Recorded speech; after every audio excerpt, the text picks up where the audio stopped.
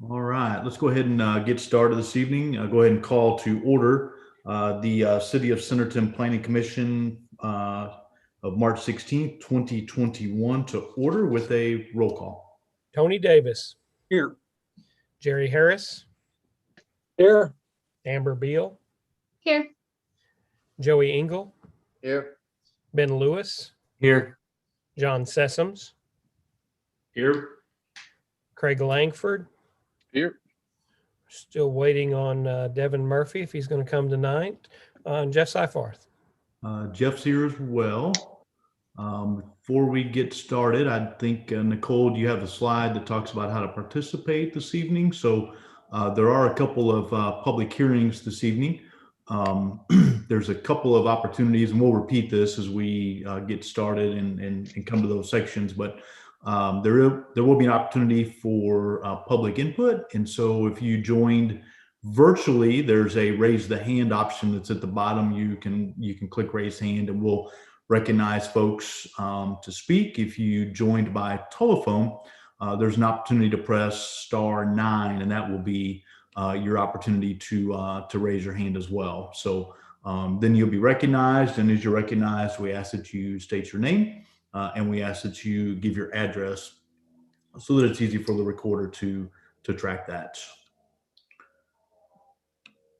So let's go ahead and move on to our business. The first thing on the agenda this evening is the approval of the minutes from 3/2 of 21.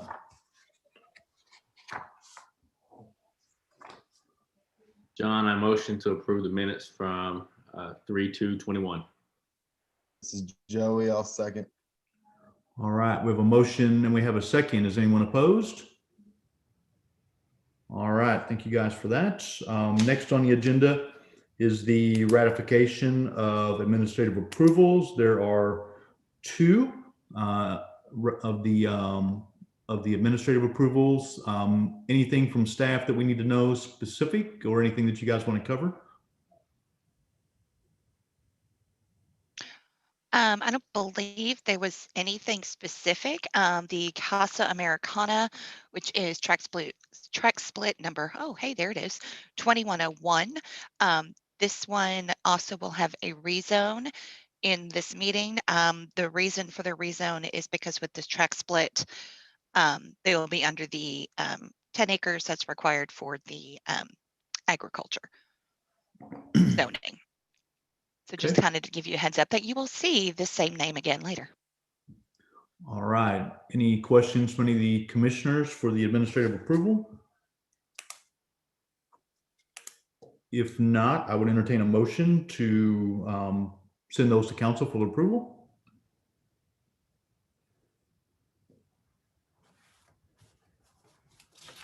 This is Jerry. I make a motion to send them to council for approval.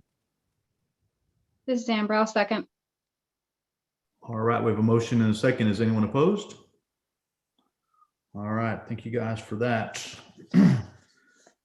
Now under old business, last meeting we tabled via the request of the developer, the public hearing for the rezone 2103 for 2188 LLC property, also known as the Links at Centerton. So we tabled that along with the public hearing for the planned unit development, also known as the Links of Centerton. So this evening, we are going to go ahead and have the public hearing for both of these.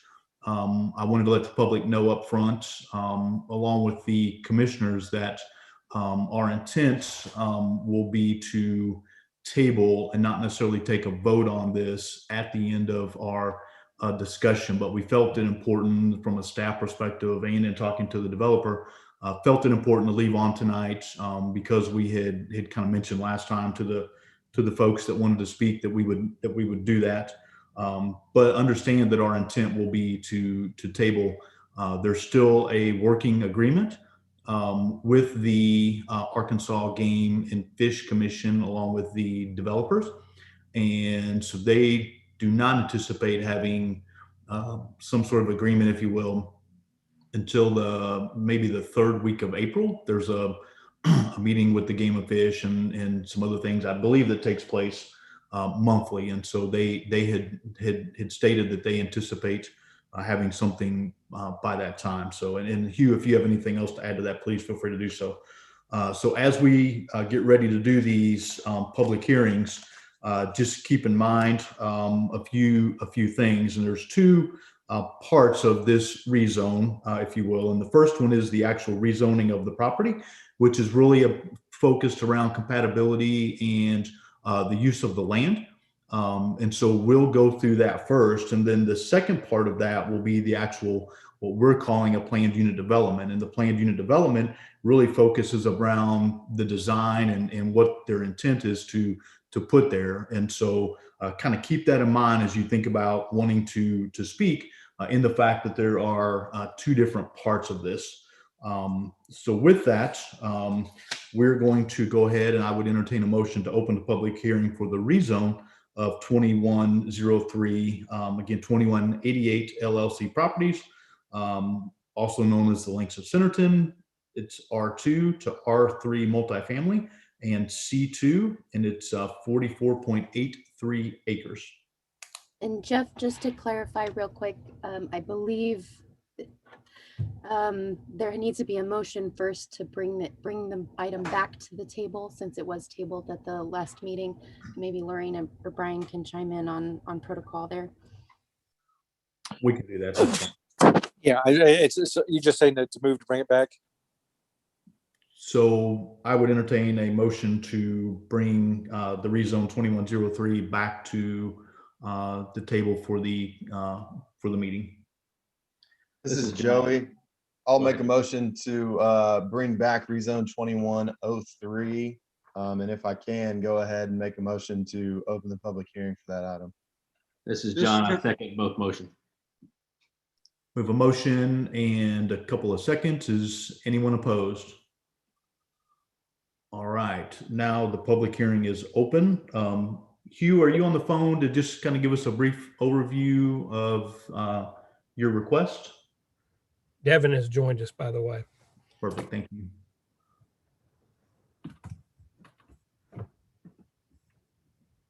Unmute. Okay, is my microphone working? Yes, it is. Yes. Okay. Excuse me. The brief overview of our project is a multifamily apartment development surrounded by a golf course. And then we have single family homes up against the north and the east to abutting the single family neighbors that we have on the north and the east. And then some commercial, about 300 feet deep of commercial along 279 that city staff recommended. Really tonight, what I'm here to do is to support our neighbors on the north. I know that the street connections are a big deal, and whatever agreement the neighbors to the north and city staff have, I'd really like our plan to reflect that. I'm also here as a partner of the Game and Fish, our neighbor to the south. And we're going to, in a partnership, protect that spring and the hatchery water supply, whether it's a conservation easement or whether it's a deed. We are going to work in partnership with them to restore that spring to its native state and to ensure the water supply to the hatchery. And, lastly, our partnership is going to extend to the golf course and the green space. The Game and Fish and their biologists have knowledge of and access to native grasses and management techniques where our 30 to 35 acres of green space can be an extension of the habitat and natural area that's south of us at the hatchery. So, I'd really like for us to be able to make that happen. And if y'all have any questions, I'd be more than happy to answer them. And hope we can make some progress on this tonight. All right, Hugh, I appreciate it. If you'll, I know you're going to hang on, but you'll just hang tight for us. We'll go ahead and get a brief staff overview Diana, I believe this is you. If you want to give us a brief staff overview, and then we'll open it up to the public. Yes, I can do that. It is definitely a lot easier to be brief on the rezone than the PUD at the moment. This shows that they are keeping the remaining R2 single-family residential here next to the single-family homes that already exist to the north and the east. And they are going to be rezoning the area along North Vaughan Road to commercial, which does fit with the land use plan. And then this larger piece here would be the multifamily part of the rezone. The high density multifamily residential is intended for multifamily dwellings with suitable lot area. They do have a previously approved track split that was approved back in May of 2020, and open space, wetland, and floodplain. Of course, there is significant tree cover currently on this piece of property, along with a potential wetland in the southeast corner. And that is something that Hugh mentioned, that he is working with the Arkansas Game and Fish on that. And also, it sounds like he's also working with them on different things that they could do with the multifamily section of that's going to include their golf course. The surrounding zoning is residential, which is R2 to the north, which is the subdivision up here that has Dawn, Haley, Sean, and then also Shane, pardon me. Over here to the east is subdivision that includes Bonanza Street. There's R2 to the west over here in Tamaron and West Ridge Village. There is an existing multifamily to their northwest, which is the Centerpoint West Apartments, and the commercial also a little piece to the north and to the southwest. So staff does consider that this is considered compatible with adjacent zoning. And on the adopted land use plan, you can see here that a large portion, well, part of their area they're wishing to rezone to R3 is high density residential, which does is designated for apartments and multifamily, and the commercial does is compatible, not compatible, but it is also it is correct with the land use plan, and then the medium high density residential also fits with the land use plan. And we have received some public comments also on the rezone, which are in y'all's packet. And of course, you guys, when you are ready to decide upon this later, we do have, your typical considerations for approval. And that's about as quick as I can do it. All right. Thank you, Diane. I appreciate that. Now we're going to go ahead and get ready to open it up to the public. And as Diane had mentioned, we did receive quite a few comments from the public, and just know that those were presented to and made available to the commissioners ahead of time. So with that, I would like to go ahead and begin the process of opening it up. And a few just reminders, there is a raise the hand option. There is a *9 if you happen to call in. We will call your name. We would ask that you give your name and your address.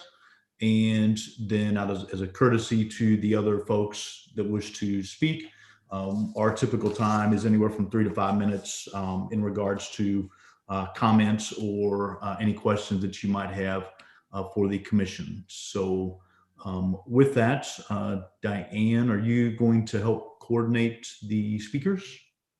Nope, that's my job this time. And we have 3 hands raised currently. Destin is first. Hi, yes, can you hear me? Yes. Good, thank you. Yes, my name is Destin Cassiopo. I believe y'all are familiar with me. Spoken at a number of these meetings. And I also emailed the commission last week. My address is 215 Monroe Street. So that's right north of the requested rezone. And to be honest, right, I've done a number of things, right, regarding this rezone. And I had sent the email too, so I'm sure you're aware, but I've literally petitioned the whole rezone, gone door to door, gotten over 500 signatures. I went on the news, and this was a couple years ago. I spoke directly on the planning meetings and, had all different types of input brought in. I did my own traffic study.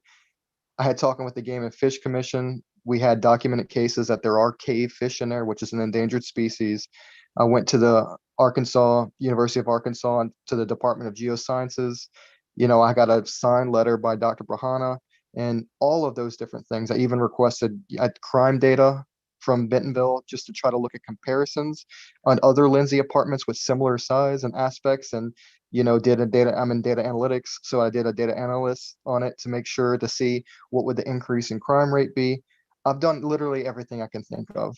Right. So I've spoken at a number of these things. I think it's important, even doing that, it's still going to get approved. We know that. And it's unfortunate we've done our best to do all this stuff, but I can't help that that the approval is going to happen. But one thing that we do request, and I've talked with all the neighbors, is at minimum, if we're going to be forced to have a collector street, and if we're forced to going to have the rezone happening, just do this one thing, is to not connect it to 279. This morning, in fact, I just got picked up from the airport this morning. I arrived at 8 a.m. and I was picked up and on my way going up 279 to go home. I was amazed with the amount of traffic. In fact, and I have a picture to prove it too. So I'd be more than happy from this morning. While I'm sitting there waiting, it literally took 7 to 8 minutes of just sitting right there waiting to take a left. I know there's going to be a future light, but they also plan to have another another school there coming in. And there's no doubt if you put that collector street in, there is no doubt people, it was 8:15. I was over 15 cars back, just sitting there waiting for over 8 minutes, and it just kept piling on. There's no doubt if you put that collector street in with 279, it will in fact go through our neighborhoods. And the thing is, and not to get too personal with it, but I moved to this neighborhood to get away from apartments, and I moved away to get away from the traffic. This was our dream home. We saved for it. We did everything possible to do this, and now it's coming back into our doorstep.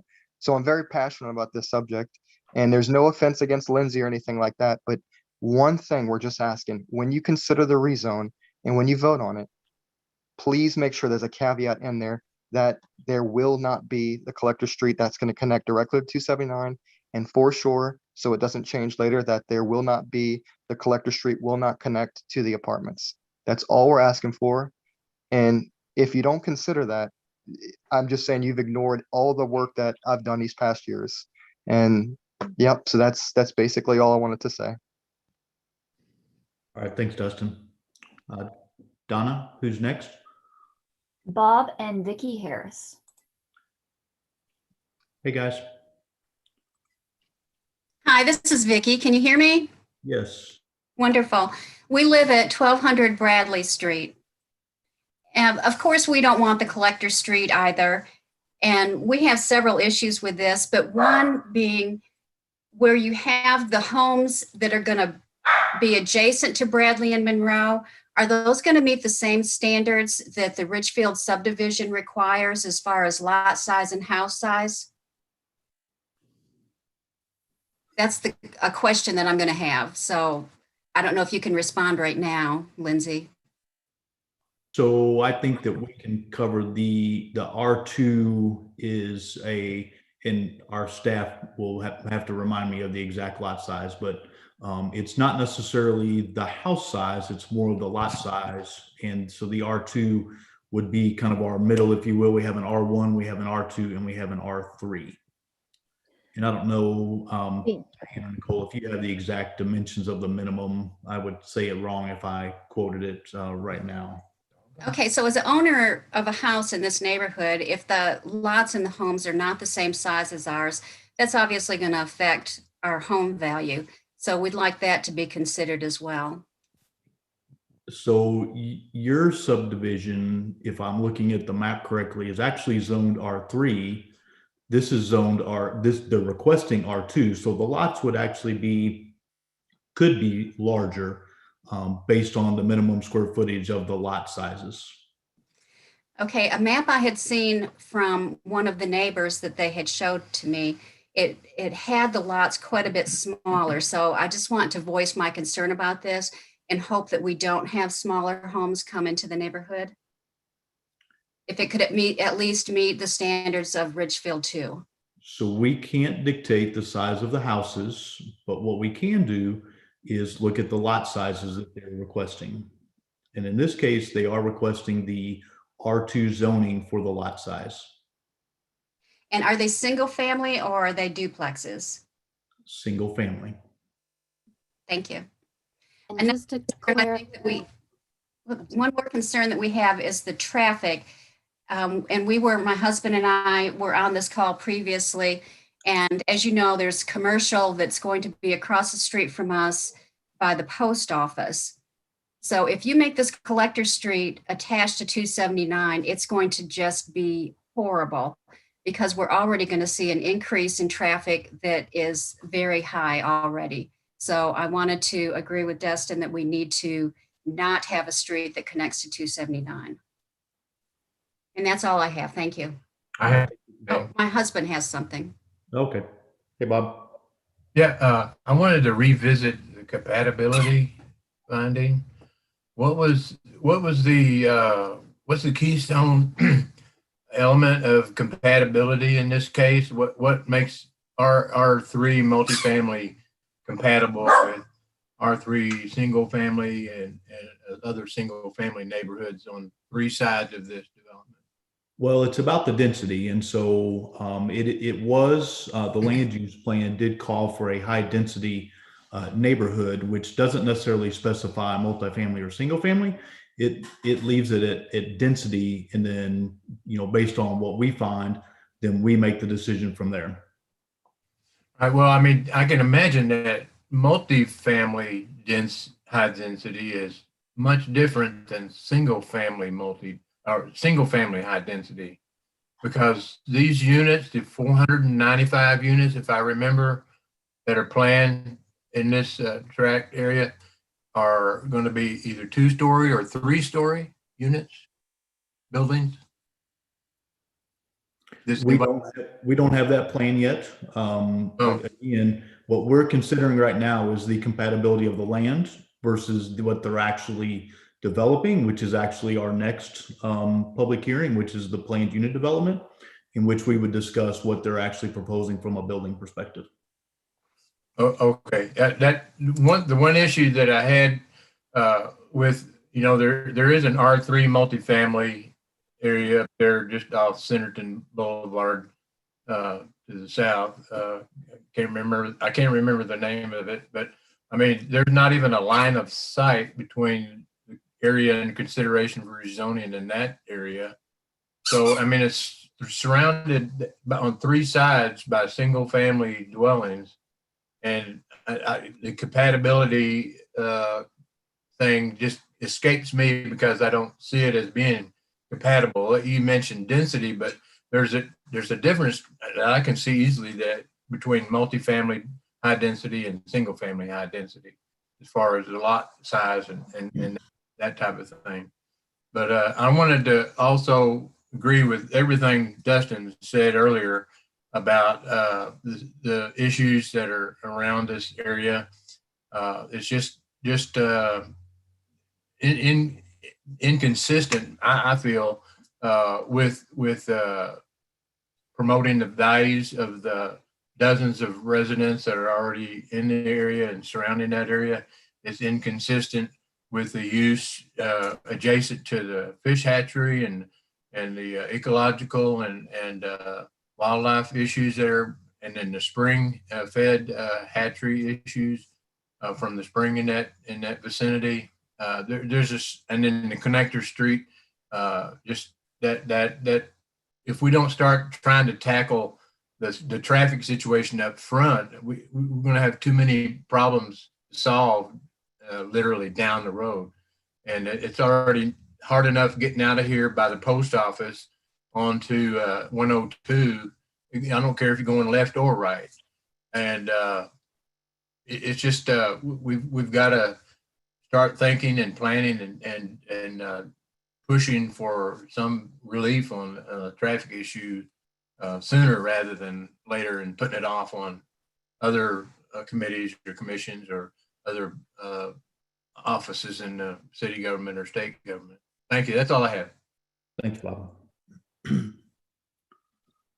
All right, Donna, who is next?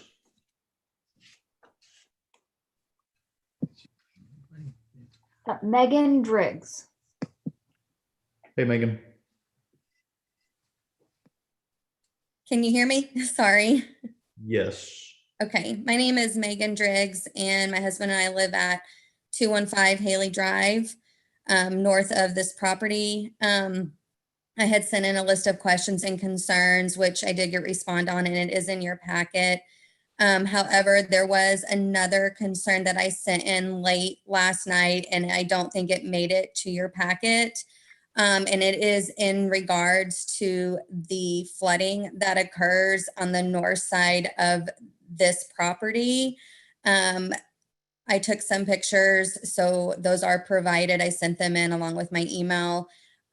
Just when it rains and rains heavy, there is I guess it's a retention pond over at the side of, I think it's Dawn and behind Cali Street. And there is a pipe that feeds in to the north side of this property. And when it rains, it floods. That there's pictures of at the end of Shane and Blake. And I didn't realize how bad it was on that side until I drove over there Sunday during the rain.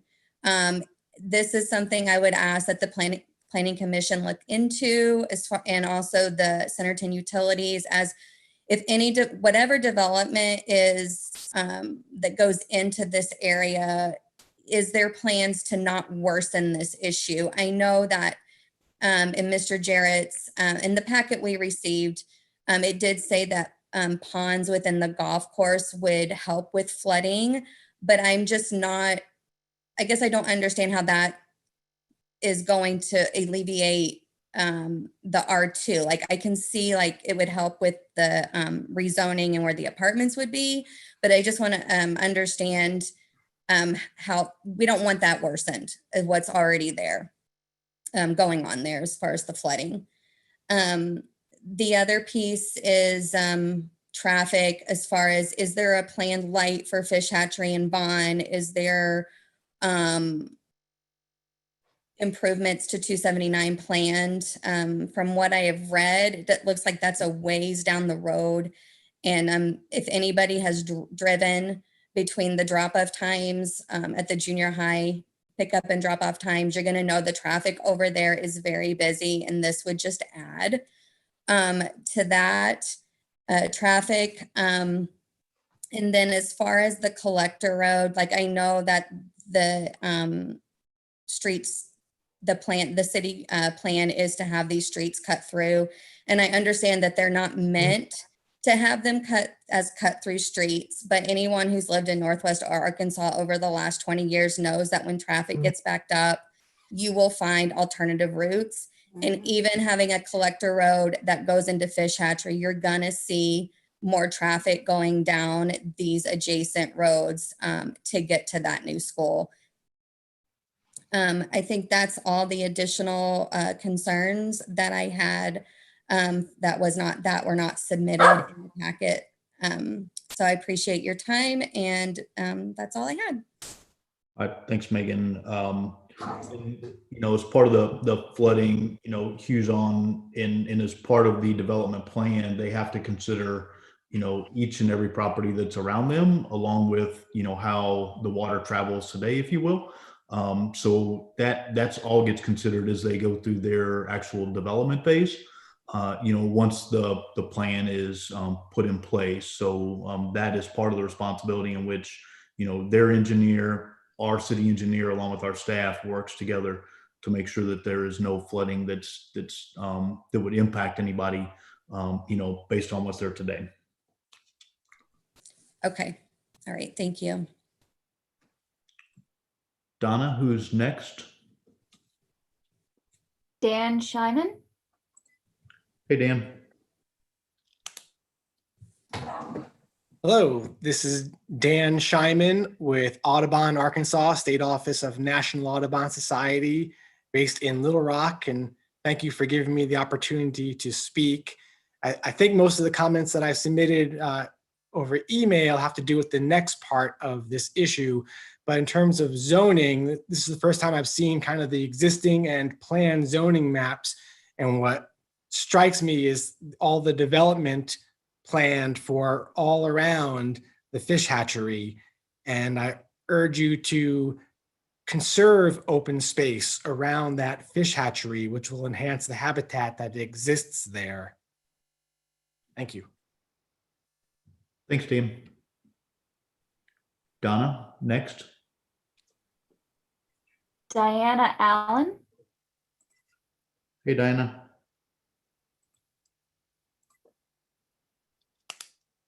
Can you hear me? Yes. Hi. So I guess I have some of the same concerns of everyone else. I'm sorry. My name is Diana Allen. I live at 201 Blake Drive. And it is very true about the flooding that I know at the end of, on that property, on the end of Blake and Shane. And in fact, even when the surrounding sort of areas dry somewhat, that area, that land stays sort of soupy a lot of, when other land is dry. So that is something they do need to look at. I have a few questions, which might be the next segment, but I'm going to go to traffic first. I agree with the 279. It's not going to be good to make the collector in with 279. And I also have a concern about Blake. I live on Blake, so of course that's a personal concern. But I spoke to this last time there was a hearing, in that just east of Blake, of course, is the fire station, the police station, now the new city hall and the new courthouse.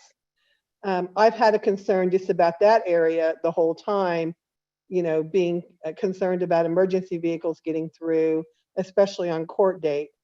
But if we have the collector that connects with Blake, that's just literally feet away from the fire station, that's additional traffic. And I think it's a dangerous situation. I think it's dangerous this the way it is. But if we have a collector that goes down Blake, when we're feet away from the emergency vehicles going in and out and court people going in and out, like I said, I just think it's a real danger. The other thing I wanted to know is that on the R2, the single family housing on the north side of their property, are those houses going to connect? So I guess what I want to know is, are they going to connect into Blake, into Shane, into Haley, et cetera, or are they going to be facing north with an east-west street going in front of them? Yeah, and I don't know that we have the exact answer to that yet. Again, what we consider this evening as we think about the rezone is the use of the land, not necessarily the design or anything like that. That does come later. So we don't necessarily know the answer to that, nor is it part of our consideration as we consider the land use. Okay. And as far as the rezone, I just have to state from where I was in the very beginning, I don't think this is good for this property in the area. It's not good for the fish hatchery. It's not good for the surrounding neighbors. I would hope you would reconsider and not vote to change it to R3 MF. I know Lindsay has a lot of pull, but I really hope you will think of the city and the residents, the neighbors, the citizens before you're considering Lindsay. And I think for now, that's all I have. All right, thank you, Diana. Donna, who's next? Next is Ben Batten. Hey, Ben. Good evening, folks. Thank you for your time. My name is Ben Batten. I serve as Chief of the Fisheries Commission, Fisheries Division with the Arkansas Game and Fish Commission. And we've hit on a lot of interesting points this evening. The Game and Fish has been operating a public hatchery on this property since the 1930s, and we've produced millions and millions of fish that have provided opportunity across Northwest Arkansas and throughout the state, and we're very happy for that and a happy member of the community up there. We are currently in negotiation, as Mr. Jarrett said, to make sure that land use that goes on here protects that very important spring located in the very southeast corner of the property that's there in yellow marked R2, not up for this rezone, but part of the larger property. What I would like to ask respectfully is that this group consider, which it seems like has been proposed, tabling the final decision on this until 2188 LLC and the Game and Fish Commission can reach an agreement that conserves our resources and that we can go forth with and support. And that's what I have. Thank you. All right, thanks, Ben. And yes, that is our intention this evening, would be to go ahead and continue with the public hearing and the public hearing on the planned unit development. And then our intent would be to table those this evening to allow, the Arkansas Game and Fish Commission and the LLC to reach an agreement.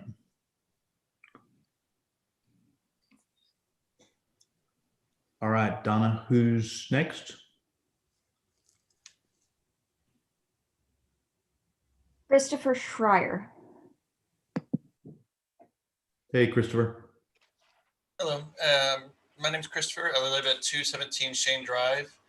I'm against the rezoning, but understand that it's going to probably end up happening anyway, like most people have said. One of the issues we have is that according to the blueprints that are in this PDF and what's been sent out, is that Shane Drive will connect up to the proposed Wanda Street, which also in turn connects to the Collector Street. But we already have an issue with people speeding down Shane Drive, and there's a preschool at the end of the road that has kids walking up and down constantly, plus kids playing in the neighborhood. I couldn't imagine having another 100 houses attached to our road pretty much, along with a couple other roads, and having the additional speeders coming down this road. It just doesn't seem like a safe situation overall, considering the amount of kids that are on this road. But that's about it. Thank you for your time. Thanks, Christopher. Donna, who's next? Sarah Wittenberg. Hey, Sarah. Hi, thank you for hearing us all tonight. My name is Sarah Wittenberg and my address is 1038 Applewood Circle in Centerton. I submitted some comments, but they dealt largely with the second part of the development. So as far as the zoning, I felt it important to speak up right now. I'm a graduate of the University of Arkansas. I have a master's in biology, and I'm also a birder. Years ago, when I lived in Fayetteville, I would trek to Centerton to bird the fish hatchery. Now I'm fortunate to live only 5 minutes away. My kids and my husband and I visit often to bird watch and look for frogs and turtles and just enjoy being outside. So from a birder's perspective, this is an invaluable resource with regards to bird habitat. And this extensive complex and golf course would severely compromise the springs which feed the hatchery, and it would cause the demise of this critical habitat and public resource. I know that you mentioned that a conservation easement, had been in the works potentially to protect the spring, but of course this isn't going to resolve the other issues, such as fertilizer runoff from the golf course and the parking lot pollution runoff from 1,000 cars that are going to be associated with this huge complex. So I implore you, please, to reconsider how you proceed with zoning this property. It's just a good open space that the public can access, and I encourage you to keep it as a green space. Perhaps consider it as part of Northwest Arkansas's larger open space plan. So thank you for your time. All right, thanks, Sarah. Donna, who's next?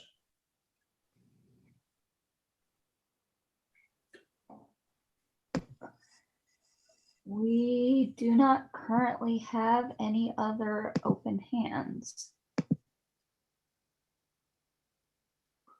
Okay, we'll go ahead and do a second call.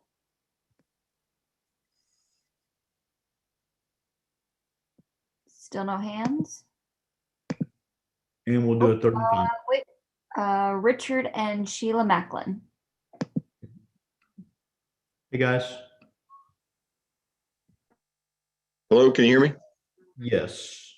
So just real quick, and I apologize if I've already missed this. This is Richard Macklin. We live at 1720 Abbey Lane in the Tamaron subdivision. So just real quick, has there been an environmental study completed and published regarding the runoff that was just talked about by the last caller? And second, has there been a traffic study completed? And if so, where can I find both of those? I believe that the answer is no to both of those, but I may ask Hugh to just confirm that for me. Is my microphone still on? Yes. The traffic study counts have been completed, and that should be public within the next couple of days when the traffic engineer gets that done. On the environmental study, no, there has not been one. As part of construction, there has to be a karst study and a wetland review and all of that, but that's more of a development issue that anybody up in this area has to do, but those have not been completed yet. Right. I understand that they should be done. It should have to be done prior to construction, for specifically for the environmental study. I'm curious about the traffic study, about the assumptions of direction of travel. Are we assuming most people are going to drive toward Bentonville or another direction, or do we know? The assumption is would be most folks would be headed toward Bentonville. I think the assumption is also going to be that with the apartment entrances on Fish Hatchery, I would imagine that most people will run down Fish Hatchery as far as they can before they go back to the north or south. You know, to get farther down is the assumption. But again, that is I don't live up there, so. Well, I do. Don't mean to cut you off. And I certainly do live here, and I'll echo what somebody said a few minutes ago. If you've ever tried to travel Fish Hatchery or any of the alternate routes to 102 during rush hour traffic or school, drop off and pick up, it's almost like a parking lot. It is completely congested. There's already too much traffic going up and down Fish Hatchery and on in toward Bentonville. And not everybody's, watching the speed limit either. So you put another 900 or 1,000 cars in that area. I just don't see how that's going to be safe or good for the area. Well, anything that we would have to do, traffic study is going to recommend traffic improvements. It'll speak to volumes for a traffic light on Fish Hatchery and 279, and then also street improvements along our frontage of Fish Hatchery. So any kind of street improvements that it calls for, we would have to do as part of any development. Okay, but last comment for me, if I had a vote about whether or not the residents in the nearby area supported, the answer would be no for me.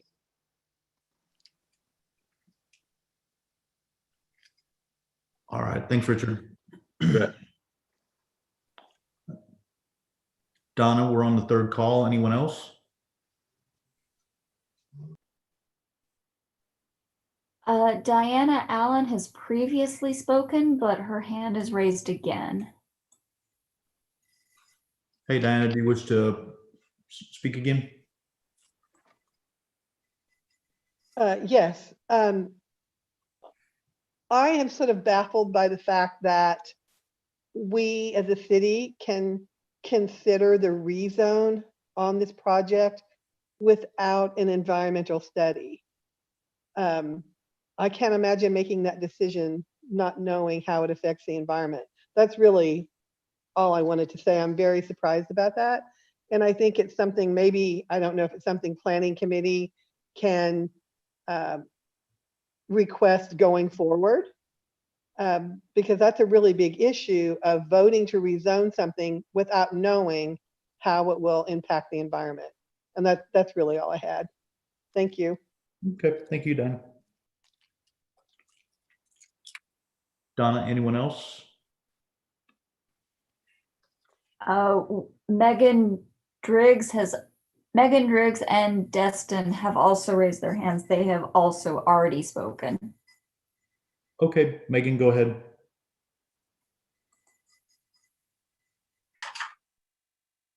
Okay, sorry, I had to unmute. Can you hear me? Yes. Okay, sorry. I forgot to ask, as far as, do y'all have the information as far as homes per acre for an R2 development versus an R3? I know we had talked about lot size earlier, but I was wondering if you had that information. I'm going to rely on the staff to correct me if I'm incorrect here, but I think it's about 6 homes per acre is about what it works out to be. And that may be just a little bit high. Is that correct, Nicole or Lorraine? If you could help me. It's Lorraine. If like an R2, it's typically 3 to 4. If you go to an R3, you're talking 5 to 7. Okay, thank you. Thanks, Lorraine. I always struggle doing the math on those on the fly, so thank you for doing that. Destin, did you have something else to add? Yes, I did. I did want to mention, I did attach this to the thing, but I think it needs to be publicly spoken, especially since the Arkansas Game and Fish had spoken and a few others. And not everyone had seen this, but I do want to really quickly read through the letter that Dr. Brahana sent me on September 25th, 2018 in regards to this. And I'll just quickly kind of summarize what he said. The environment of the threatened species in Arkansas are closely monitored, and undertaking construction in an area of one of their few known occurrences without first conducting a thorough and in-depth study has significant risks to water quality of the aquifer in which the fish, he's talking about the cave fish, are found. That's the endangered species. The proposed construction very likely lies within the recharge area of the hatchery, spring in Centerton, and further complicating the issue is the fact that a major basement fault, the Bella Vista fault line, appears to lie closely to or within the construction site and is thought to control much of the flow to the spring. And it looks like, where he says, historical concentration of a major construction effort close to the Bella Vista fault, near near Bentonville, created a truly ecologically destructive environment for the cave fish.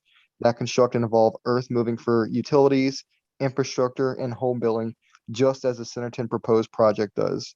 The disturbed soil was washed into the cave via sinkholes, disillusionally in charge fractures, and other related karst features, and essentially filled the rimstone dams with sediment.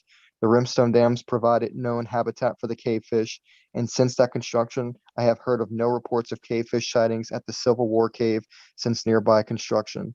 So again, there's also influx of pollutants and all that stuff that he said with the over fertilization of lawns, especially if there's a golf course and all those things. What I'm saying is, I think, and this is truly an endangered species as well. And in fact, Cave Springs, just a reminder, when they found that there was cavefish in Cave Springs, the interstate was actually moved away. It's why you have that kind of detour instead of going straight south.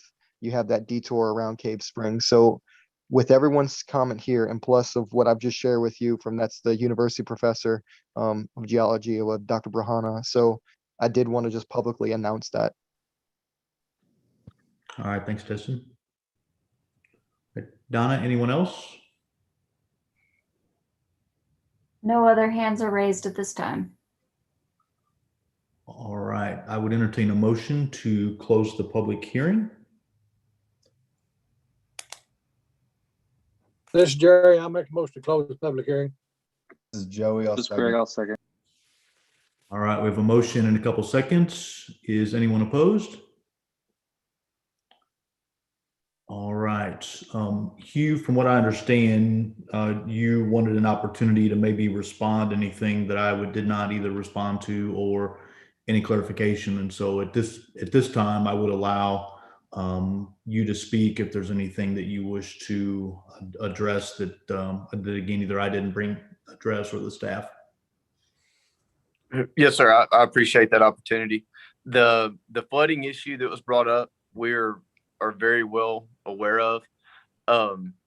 And one of the purposes of the green space and the golf course is to actually slow that water down and hold that.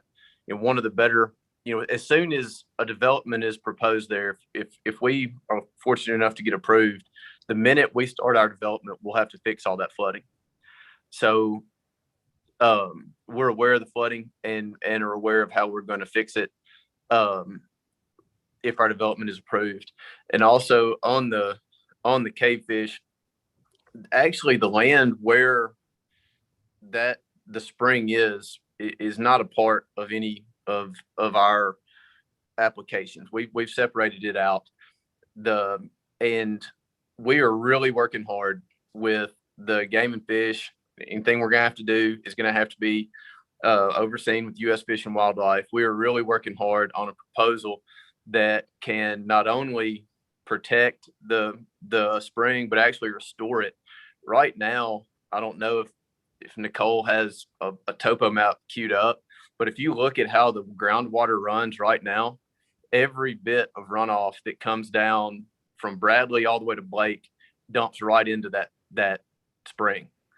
And our proposal that we're working on, and hopefully we'll have it after the Game and Fish have a meeting on the 22nd, it'll restore it. We'll put buffers in and we'll make sure that just straight runoff aren't running into that spring. So we're really working hard to improve this situation. I can't tell you the details of it right now. Hopefully I can, but when we have a finalized deal, but our intent is to make this better for that spring, not to impact it. All right, thanks, Hugh. All right, I'm going to open it up to any questions or comments or clarification for any of the commissioners at this time.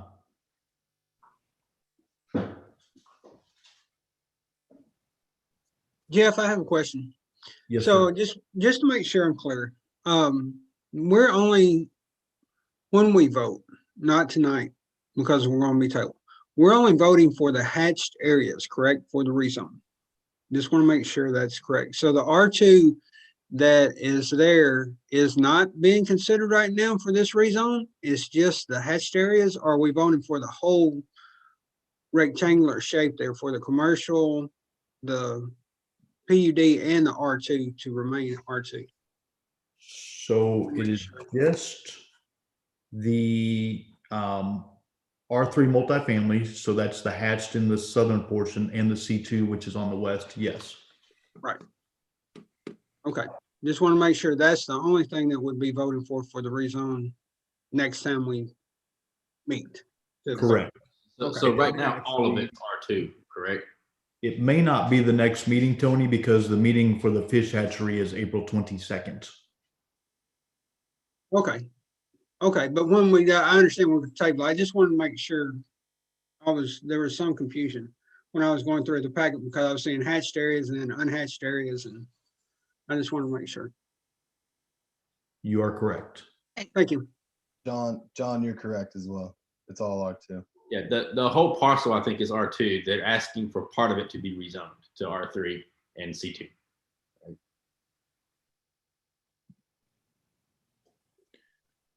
Any other questions or comments from any of the commissioners?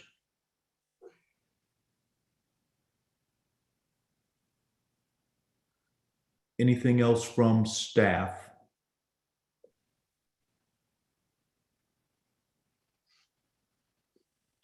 If there's nothing else from staff, then I would entertain a motion to table the rezone 2103 for 2188 LLC property, also known as the Links at Centerton. And again, they're asking for R3 multifamily and C2 on 44.83 acres. This is John. I'll motion to table rezone 2103 Links at Centerton, pending further review. This is Tony, I'll second. All right, we have a motion and we have a second. Is anyone opposed? All right, thank you guys. All right, Next on the agenda is the planned unit development, 2101. The links at Centerton, also known as an apartment and golf course. It's on northeast of Highway 279 of Vaughn Road and Fish Hatchery Road. And again, the proposed is R3 multifamily, 44.83 acres. And this was tabled from the last agenda. And again, our goal this evening would be to go through the public hearing portion of this, just similar to what we just did, and then table, because it would also be dependent upon the previous rezone. So just to make sure that everybody is clear on our intent on this one as well. And since this item was tabled from the last meeting, I would entertain a motion to bring the item back and open the public hearing. This is Amber. I'll make a motion to bring back PUD 2101 to the table. John, I'll second. And I'll motion to open the public hearing. So. This is Joey. I'll second that. All right, we have a motion in a second. Is anyone opposed? All right. Hugh, as before, we'll give you an opportunity to just give us an overview, if you will. My comments are basically the same. I hope that our plan will reflect an agreement between our neighbors to the north on those street connections and city staff. However, that's worked out. We're in support of that. And we want this to not only protect that spring, but to restore it and add to the green space in the area. We got about 30 some odd acres of open space that we really want to extend the hatchery habitat and birding area. Like I said, we've talked to the game and fish and are going to work with them on native grasses and management techniques to make that happen. And if anybody has any questions, I'd be happy to answer them. All right, thank you, Hugh. Diane, is this you again? Did you want to give us an overview? Yes, it is me again, and I'm trying to figure out how to make this a super quick overview. This is a planned unit development, and as he had said, they are doing a golf course development, and it is on 44.83 acres with 495 apartment units. And phase 2 of this PUD, which is the single family subdivision, is proposing 100 single family lots on 23.24 acres. And of course, this all will be subject to a rezone whenever it comes back. It will also require a replat because they did a replat. They did a track split a couple years ago. Actually, it was in 2000, as I had mentioned in the rezone, but it doesn't match up with exactly, thank you, Nicole, that they are proposing right now. So as one of the conditions, we do ask that they do a replat to correct it so that all the tracks will match each other. They are proposing 28 three-story apartment buildings, and that is a density of, I believe it was 11.04 units per acre. And the single family would be just about 4 units per acre. And to kind of give you guys a quick idea of what the adjacent properties are right next to it, they're between 3.18 units per acre to 3.83 units per acre. Now the Center Point West apartments, just up to the northwest, they're at 14.12 units per acre. So that one is much higher density than this proposal. And this proposal, of course, does also include the golf course. So they are going to be reserving, I believe, 68% of the property for the multifamily as open space, which will be the golf course and trails and things like that within there. They are proposing a shared use path on Fish Hatchery Road, which also will be widened with this development. And as Hugh mentioned, They have conducted a traffic study, and a lot of the requirements will be contingent on, what that traffic study says, if there's going to be a traffic signal, turn lanes, different things like that proposed in the traffic study. Let's see, they do propose to have a iron fence around the development. And I'm just kind of looking through the whole report because I don't know how detailed you guys want to get today. Nicole did show a rendering of the architectural treatment, which do meet the 75% brick requirement for a planned unit development. They will have landscaping. There we go. This is a picture of the clubhouse. And there's also one, I believe, of what one of the apartment units will look like. There we go. There are a couple different styles, but all of them look primarily like this one. They will have 3-bedroom and not 3-bedroom, sorry, Hugh, 2-bedroom and 1-bedroom units. Proposed parking, that is something that you guys will have to consider when it comes up to voting, as far as how many parking spaces that you would propose for the development. They are proposing 1.5 parking spaces per unit, but there will be points to look at with that. There is access proposed currently from Fish Hatchery and Vaughan Road, and of course the circulation within the subdivision also. And of course, they will be required to do a wetlands assessment and for geology purposes. The car study. Staff does recommend that they do a car study to look at that. And also working, of course, they have to have everything sorted out with the Arkansas Game and Fish Commission. And there will be tree conservation or preservation to look at and consider. And some of the things that Hugh mentioned that we also propose for the Planning Commission to look at would be the some of the lower impact type things for the golf course. And I know one of the citizens earlier had mentioned the open space and like a medium density single family residential. If the whole thing was that, the pervious area, not pervious, impervious areas, so areas that are covered with driveways, houses, things like that, is between 40 to 45% would be, hard surface, and but this PUD, it would be like 26%. So there was just one thought on that, and that's a really quick, as quick as I can, down and dirty, quick overview for you guys, since we're not doing a full consideration tonight. Okay, So thank if you Diane. guys have any more questions, feel free to ask, because that was a super quick one. Do you have there handy a summary of the PUD or the intent of the PUD or not?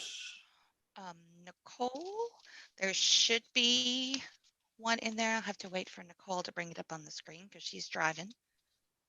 Hey, Jeff, while they're looking for that, can I ask Hugh a question real fast? Hugh, I think you're still on the line. Sure. I'm not sure all of us are up to speed on what you and the Game and Fish are going through. Right. On this corner piece down here that's not a part of this application, I assume that's the spring area that everybody's talking about. Is that something, and I don't know how deep you want to delve into this, but is that something that could possibly go back to the state as essentially a public land? Right now, we're working on parallel paths. There's one, and it came up yesterday. What if we just deed that back to the Game and Fish? That's one option. And then the other option would be that we retain ownership and do a conservation easement that basically dictated how the land could be used, that type thing. Dealing with state entities and all, there's a lot of moving parts in either of those options. So we're trying to figure out exactly which way is the cleanest and best way to do it, and then go forward. So it's going to be one of the two. Frankly, conservation easement controls what's used on the property. The only change, between that and a deed is that we just didn't deed it over. But we're working on, I don't know if Ben's still on here or not, but we're working kind of both of those simultaneously to see exactly which one will end up happening. Okay, and this is just an oddball idea I had. Sure. A lot of the concern is the habitat, the birding, all of that. I don't know primarily where that happened, whether it's over this whole tract or not, but possibly to alleviate some of those concerns, maybe providing some sort of not a park, but some sort of area where people could come and continue those activities might be helpful. It might alleviate some of those concerns. Right, I agree. And actually, part of what we're talking about is, there's a multi-use trail that's slated for the north side of Fish Hatchery. And one of the things we're actually talking about is if we can restore that spring to do like some kind of like boardwalk or something off of the multi-use trail, so you could get back in there and kind of see it and all that. It'd be a really neat deal. We wanted to put trout in there and let little kids come and trout fish, but evidently you can't do that anymore. The Game and Fish won't stock spring-fed ponds anymore. But no, something like that is actually what we're talking about. That could be a really, really neat situation down there in that corner. Okay. Yeah, that's a great idea. I don't know if the Game and Fish would want to be involved, but you could use it as a learning opportunity to teach the public, some public outreach about cave fish or whatever sort of ecological stuff we got going on down there. Yeah, I agree. All right, thanks, Joey. Thank you. Ben's hand is raised, as well as Rick Hudson's. All right. You called on Ben first. Ben, did you have a question? Hey, this is Ben Batten again. And again, I'm Fisheries Division Chief for the Game and Fish Commission. And I appreciate Commissioner Ingles' comments there. Again, I want to go back to something that Hugh said, which is a major issue for us. Currently, and I was on the property last Friday, there's a significant amount of drainage. I believe another constituent brought up drainage coming from multiple streets running along the north side of the property and then working its way south on the eastern border. And that's running right into that spring area that's of concern. There's been significant amounts of sedimentation. I mean, when I was there the other day, you could see that there's evidence of the flow, a foot, 2 foot off the ground. There's almost a small stream or river going across. That's really bad. So however this goes forward, we're just very concerned that flow gets redirected and things get around there. As Hugh stated, we're definitely negotiating some different pathways to try to get that to be a protected and preserved area for the future. So that's about as much as I can say at this moment. All right, thanks, Ben. Rick? Actually, Ben hit on everything that I wanted to talk about. There is everything from Highway 102 is moving in this direction to the south. And actually from the west side of 279 is crossing the highway. And it is a high flow of volume. It has been an erosion problem for one of the property owners there. Every time that we get a tremendous rain, he's having to correct that drainage ditch. Everything is moving in this direction. This property that we're talking about that Lindsay's wanting to build, if you'll look at the history of that, and I have, it was a borrow pit area from 20 years ago that was stripped and ravaged. It's been a waste pit area for everybody to dump stuff on. To bring this back to something that is usable and filters the water in a proper way is what we need. There is a tremendous amount of water going this way. To preserve our natural flow, I work on these ditches and these channels downstream. I have found the trout in those channels. I love finding that. I think that's part of nature. Joey, you caught crappie. I wish I could catch some crappie, but we've got trout in these ditches along South Main Street. It's coming from these areas, and anything we can do to protect that. And I think actually developing this and improving it and making sure that we have protective measures in place is what we need, not just saying we don't want anything, because that water is still coming this way. It's coming unchecked, it's coming unmanaged, it's coming over an area that hasn't been maintained properly. If you look at this now, there's huge borrow pits, waste piles out there that I really don't know where they came from. But we can improve this and make it better. And I think that's what we got to look at, guys. Appreciate it, Rick. At this time, we're going to go ahead and prepare to open it up to the public. And just in case, I'm sorry, before I do that, let's go to the PUD sheet, Nicole, because I think that you found it. Just to kind of cover with the public, the way that we think about a planned unit development, and it's something that's still fairly new for us as we consider them. And I think this is the third or fourth one, that since we've implemented that. So just kind of wanted to highlight a few things there. If you could find that sheet again. Perfect. So again, I'm going to kind of go to, the fact that allows us to look at, planned unit development in different areas. So not just residential, but potentially in commercial, and and industrial as well. We do have public meetings, and then it also allows us to limit and put, work with the developer in regards to, what we envision and what, they're looking for as well to come to an agreement, if you will. Diane went through a few of the, the percentages as far as, like the 68% open space as an example. So, we think about the open space, we think about the structures, and of course, some of the other, key things that are, that are mentioned here as far as the, the health and safety. So just kind of wanted to put that out there that, these planned unit developments are, fairly new to the city, and it took us a little while to, to get that, approved and everything, but it does allow us to look at developments like that. So now I'm going to go ahead and move on, and we'll open it up to the public.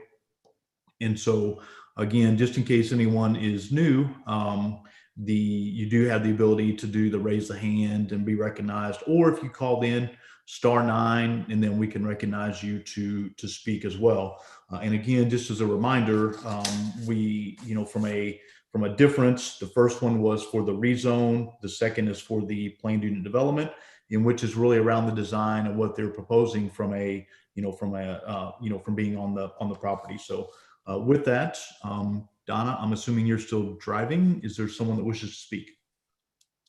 Yes. First up is Destin again. Hey, Destin. Hey, thanks again.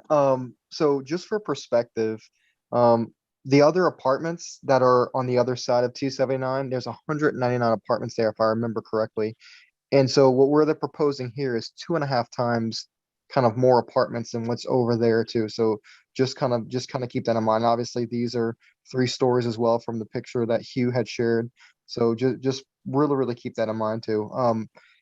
I had actually and then based off all the information that we just heard tonight and saying that, well, this can improve, my question would be, well, I guess recommendation, if you could, because there's so much ecological concern with this stuff too, would they please commit to making sure that with the ecological study that they could, talk with the Department of Geosciences and Division of Geography at the University of Arkansas, specifically Dr. Brahana. The reason being is because he understands the karst systems well. They've been studying it for years and years, and he has a lot of information on that might be helpful, as well as understanding that because it goes bigger than just that specific reservoir. So I would say please consider in that environmental study to include them.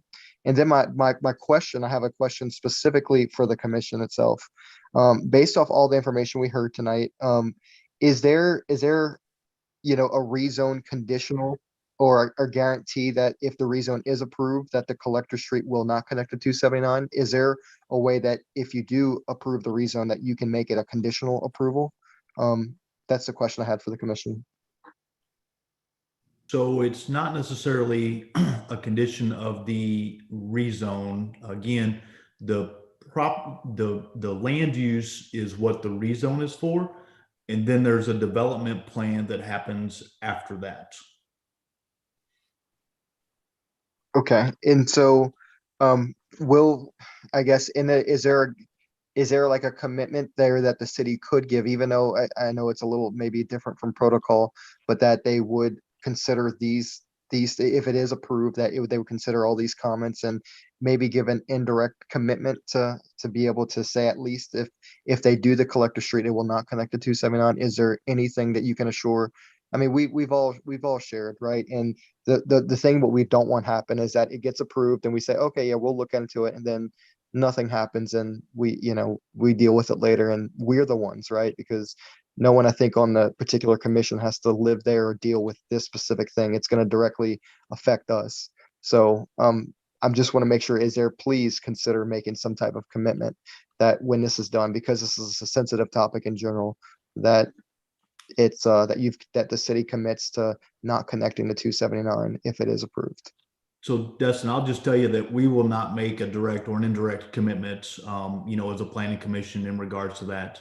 The land where that street is actually already rezoned R2, and it's not even a part of actually what we're discussing this evening. So it will be considered in a future meeting whenever we go through the development plan.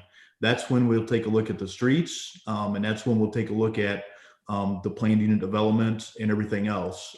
Keep in mind that, it's not just about the street. It involves every single part of this particular property. So the things we don't know is drainage.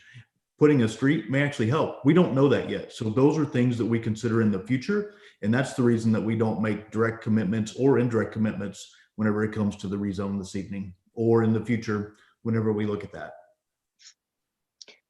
Okay. Thank you. Okay, thanks. Donna, Megan who's next? Briggs has her hand raised. I'm sorry, I didn't hear the name, Donna. I spoke over you. I'm sorry. Megan Driggs. Hey, Megan. Hi there. So I actually had a question for Hugh regarding the golf course. When this was originally proposed, and I think it was 2018, they were planning on putting berms and trees along the outside of the golf course.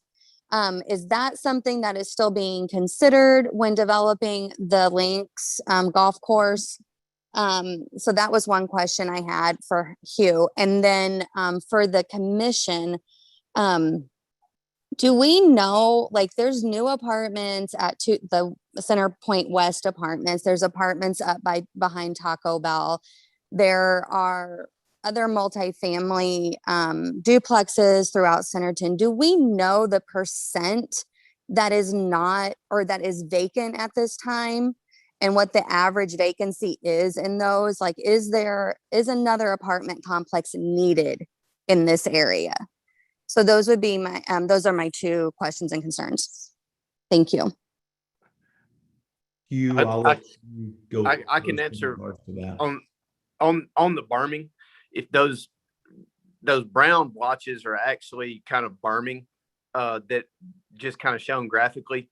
But yes, the idea is to have, this is kind of a Scottish lynx style berms with high grass kind of around the outside, kind of a natural prairie look type course is what Mr. Lindsay was wanting to build. So the berming and everything, the answer is yes, that's still there.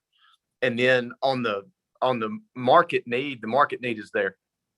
But you asked that of the commission, but yes, the market need is there. Yes. I'm sorry. Am I unmuted again? You are, yes. Okay. Sorry, Hugh. Thank you for that. My only question would be, like, I know, like, you're representing the developer, Hugh, and I understand that. And I understand you understand the real estate market, but I would ask the commission to do our own study on this, because I just think that that's needed from, to represent the public, not the developer. And that's all I have. Thank you. All right, thanks, Megan. And I have not seen the latest study in regards to housing, so any numbers that I would throw out there would be incorrect. I do know that the inventory for just housing in general, whether it's single family or multifamily, if you will, or rental, is at an all-time low. And if you've tried to buy anything in any part of the area recently, I know that it's becoming more and more difficult to do. But to the exact question of what the percentage is, I do not happen to have the latest study on that. But thank you for bringing that up. Thank you. Donna, next person. Bob and Vicky Harris. Hey guys. Hi, this is Vicky again. I want to point out that Wanda Street, you can see where the homes are, the single family homes. If you approve this golf course, those single family homes are going to be built. And then they're going to say, yes, we have to have that street. And that street is going to 279. And all those people coming on 279 that hit the street light and can't get through are going to cut through to all of these side streets that already have a lot of traffic and come out to 102 and other places. The traffic is just going to be a nightmare, and there are going to be a lot of accidents. So I'm going to ask that when you do look at the traffic study that's already been done, if you will also consider the new growth that would happen if we have these apartments in those homes. Thank you. Thanks, Vicky. Donna, next. Dan Shineman. Hey, Dan. Hello again. Thank you. This is Dan Shineman, Bird Conservation Director for Audubon, Arkansas, State Office of the National Audubon Society, based in Little Rock. And Audubon believes that where birds thrive, people prosper. And we are not against development. We want Centerton to prosper and to grow, but the links at Centerton, that kind of development is not appropriate for that site. Audubon recognizes the fish hatchery as an important bird area, a network of places around the world that harbor significant concentrations of birds and birds of conservation concern. And it's not just about the actual boundary of the important bird area, but it's also the landscape around that area that affects the bird life of that important bird area. And right now it's mostly open space around the fish hatchery, and Audubon would prefer to see that open space maintained. And I understand that this area that's under consideration for development may be a waste area, but there's certainly a possibility to restore that and make it into a prairie or a forest, something other than apartments and golf courses. Golf courses are not necessarily good bird habitat. And then also what I see here is we're going to take away all this open habitat and give you 30 acres and just hem off that little spring and make it just a little exhibit to look at rather than something that's part of a connected ecosystem. And it's also, it is difficult for me to fully understand the scope of the project without seeing an environmental assessment, without seeing, I would love to see the eventual agreement between Game and Fish and Lindsay in writing before anything gets approved and be able to comment on that. And I would love to see the city of Centerton adopt bird-friendly practices like planting native plants and landscaping anywhere you have a chance, and installing bird-friendly glass and preventing bird collisions that happen on residential windows and apartment windows, and committing to reducing pesticide and fertilizer use that affects the groundwater everywhere, whether it's immediately adjacent to that spring or it's across the golf course or anywhere else. I encourage Centerton to be a more bird-friendly community, and I'm happy to talk with residents and planners and city staff about that kind of thing in the future. Thank you. Thanks, Dan. Donna? Diana Allen. Hey, Diana. Hi. Just a couple of things. On the single family, those 100 or so single family homes, Are those going to be homes for sale or are those rental property? So this evening, the direct answer is we don't know. And what we're actually considering this evening is sort of the green part on the screen that has the planned unit development, is really what we're looking at and considering this evening. What's there in the yellow is actually already R2 residential, but no development plan has come before us yet to approve or look at that. So don't necessarily have any of the answers to that this evening. Again, what we're considering is really more what's in the green, which would be the planned unit development in regards to the golf course and complex. Okay, well, then the other thing in regard to that, I understand that, Lindsay's trying to, saying that they're listening to us and they're wanting to add the single family part. They're adding more green space. They're saying that they want to put the street in, the collector or whatever that the residents want and the city wants, which the residents don't want it at all. But I'm just here to say again, sometimes people make bad purchases. Okay, Lindsay purchased this property with the intent of building this mega apartment complex. And truly, they made a bad purchase. And truly, with all these so-called concessions that they're making, they haven't lost one unit to this property. It's just as many units. It's just as many people renting from them. It's just as many cars. It's all of that is exactly the same. So they really haven't made a concession that hurts them at all. I'm here to say again, this is a bad purchase for Lindsay. I think it's time for Lindsay to move on.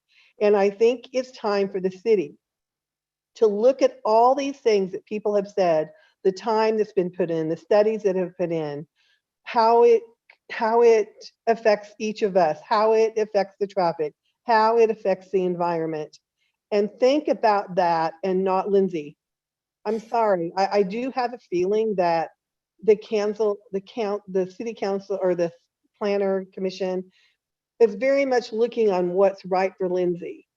And I hope I'm wrong there. I mean, I think you've listened to us. I really do think you have listened and given us the opportunity to speak, and I appreciate that. But really think about how this affects all of us. It's the wrong place for this property. Lindsay just made a bad purchase. They need to move on. And that's really all I have to say. Thank you. Thank you, Diana. Donna, next. There are not currently any hands. Wayne and Cindy Lowe. Hey, Wayne. Good evening. You hearing us? Yes, sir. All right. Thank you. Thanks for giving us the time.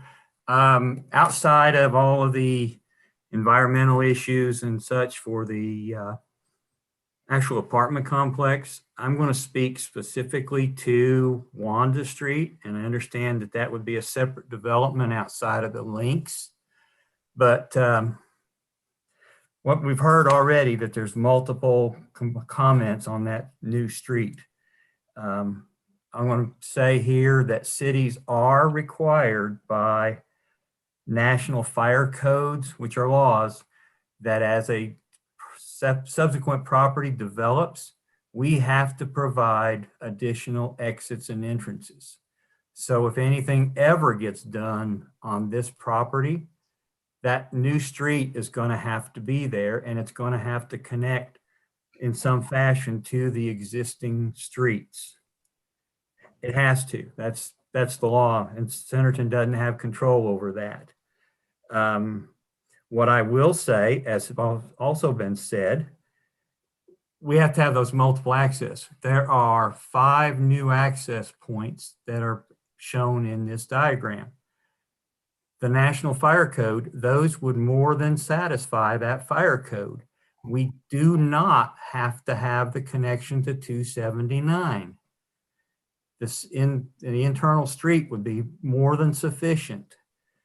The plan for the 279 connection is purely for a bypass of the traffic that's on 279 to keep it away from the 102, 279 intersection. And I have emails to that point. So what I would say going forward is that providing a bypass off from a busy city or a state highway between two state highways, 102 and 279, is just wrong. It's already been said, we have the Little Feet Street daycare at the end of Shane Drive. We have the other commercial areas. We have the post office up above at Monroe. These intersections are already overloaded. If we allow going forward for that to connect to 279, that is a severe problem. As been mentioned, speeding is already an issue on Shane, because I live on Shane Drive, and I'm Wayne Low, 211 Shane Drive, been here for 21 years. So we are directly affected by this development, and there's too many cars parked alongside the streets, and there's all kinds of traffic calming things that could be done on Wanda. But as soon as that individual turns north from Wanda under any of these other existing streets, some of them are going to be decent, but others are going to hot foot it. We have kids walking, we have families. Instead, we have the daycare. It was mentioned that they walk the kids. They do control the children, but they are there. There are bus stops for Bentonville School District at the end, the 102 end of each of these streets that backs up traffic on Shane Blake to the 102 when the buses come through during the afternoon periods. So putting additional, and I'm going to call capitalize, bypass traffic from 279 onto these city streets is wrong. The new Wanda needs to dead end just past the links where the last yellow house starts with a cul-de-sac or something. That should not be going forward a consideration. And I will continue. I've been against this and hate the word fighting, but I will use it against this since this was first proposed over 2 years ago. This street should not and cannot connect to 279. There's no way anybody can make me feel that this is right. And you should not have two state highways connecting through city subdivision streets. There's one more in the master plan on the north side of Centerton that has got the same kind of proposed street, and that's wrong. You should not be bringing highway traffic through a subdivision. So as I said, that's probably a separate from this PUD, and but it needs to be considered going forward. So I appreciate your time, and everybody have a good evening. Thanks, Wayne. Donna, next. Rick has his hand raised again, if we'd like to hear from him. Yeah, I'm your street guy, so I've got to talk, and drainage guy too. I understand what everyone is saying, but everyone bought the property to the north knowing that their drainage was going through their property into the property to the south. They realized that there were street connections to the south, and they knew that this was going to connect. Do I agree with the design that Lindsay has now? No, I don't. And I agree with Wayne. We need traffic calming measures. I'm not sure that the Highway 279 connection is desired. Personally, I do desire it, but I prefer it come in and go through a cul-de-sac or something like that. Our new comprehensive plan accounts for a lot of traffic calming measures that would be implemented in this, and I understand it would not be implemented in your neighborhoods, but we would be implementing it here. But Lindsay bought this property. Y'all were all blaming it on Lindsay, but Lindsay bought this property knowing that these roads were extending to the south. They knew that the city had planned for this to happen. Every one of y'all are dumping your water onto Lindsay's property. They have the right to convey that water in a controlled manner to the south and out of the city in the same standards that you've had to do in your subdivision. we're just at the point of this is just a conceptual, but we can't knock them down because this is not what we're wanting to see, or the water is going through here. You're all dumping your water on these guys, and they've got the same right to design and convey the water further beyond them in a controlled manner and and protecting the environment. They've got that same right, guys. That's all.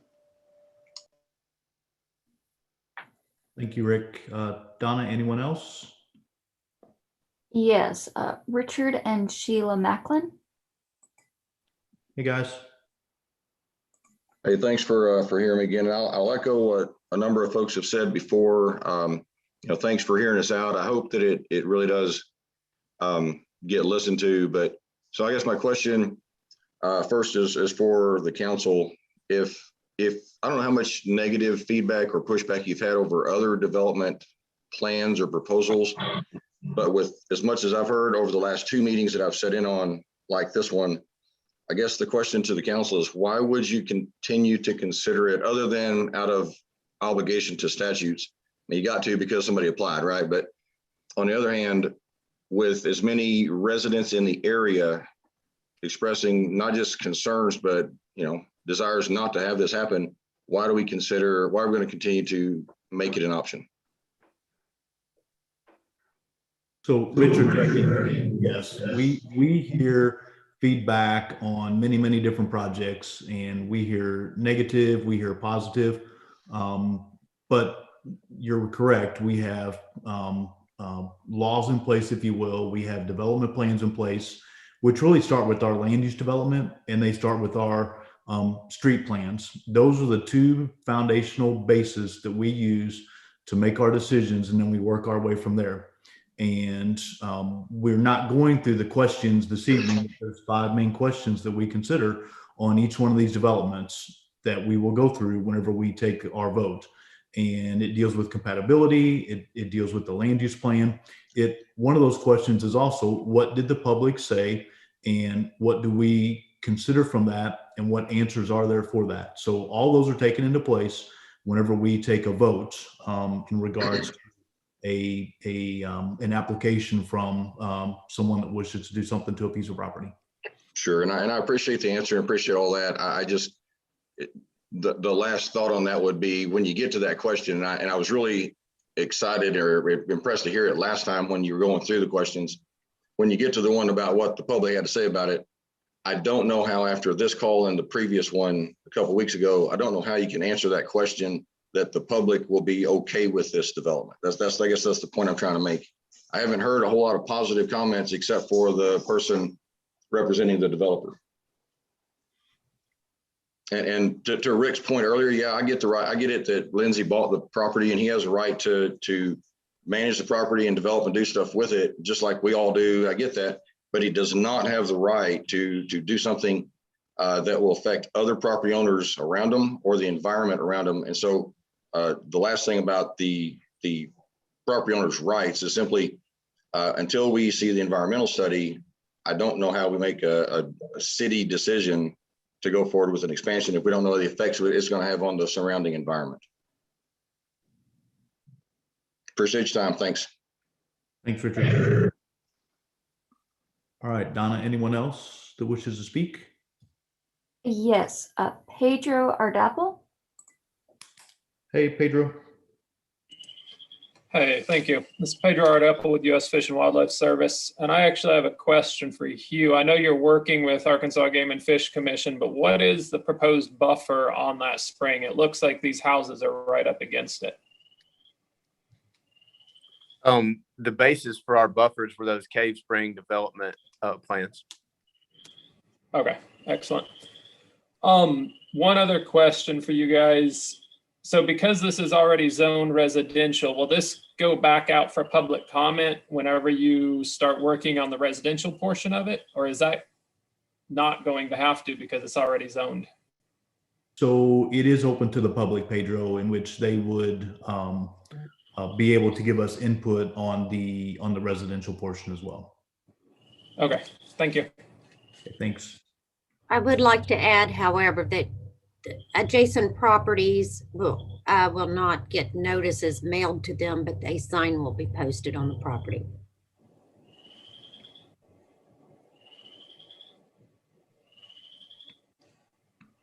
Yes, it wouldn't be a typical public hearing like this. But like Jeff said, it is open to the public, but it would not be the typical public hearing like this because it is single family zoning by right. So they could come in and do a single family subdivision.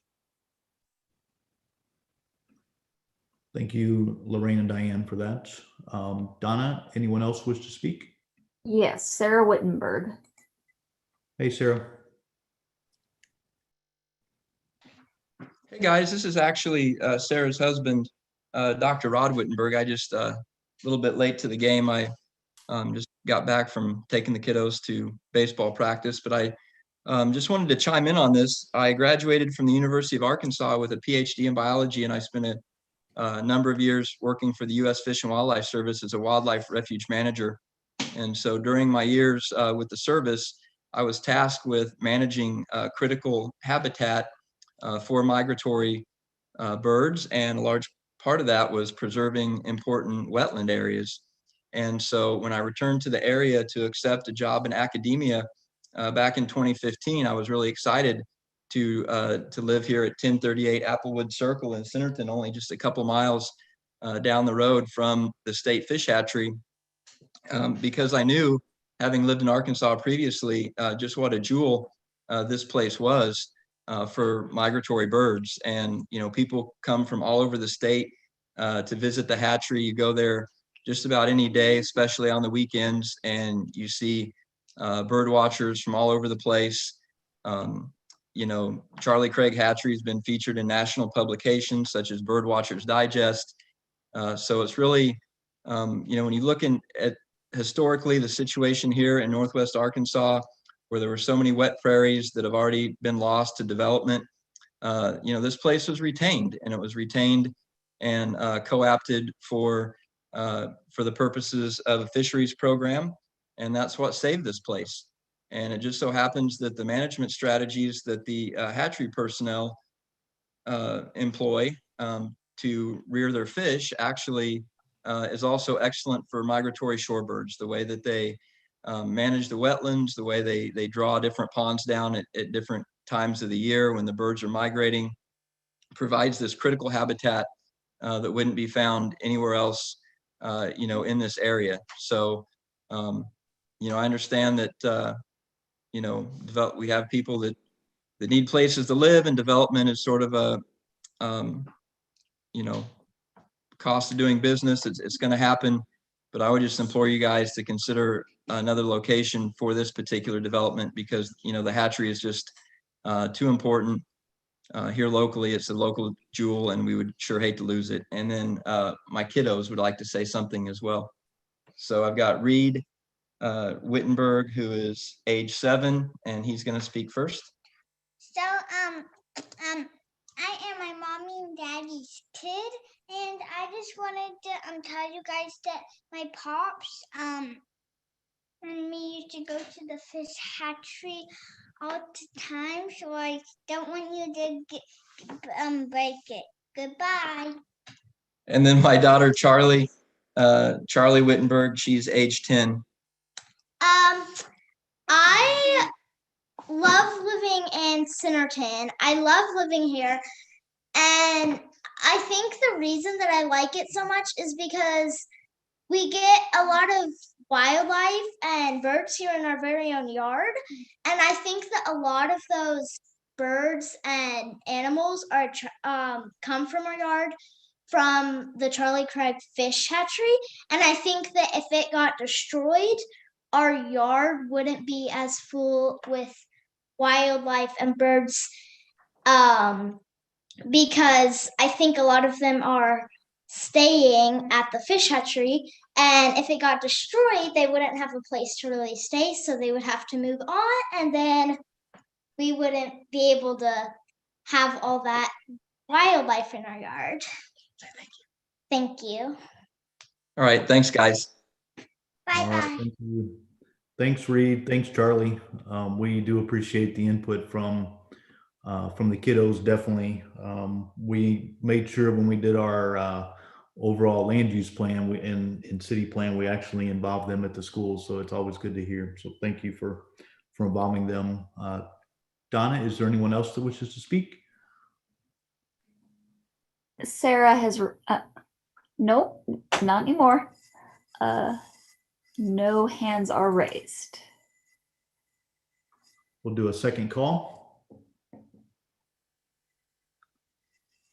No hands. And we'll do a third and final call.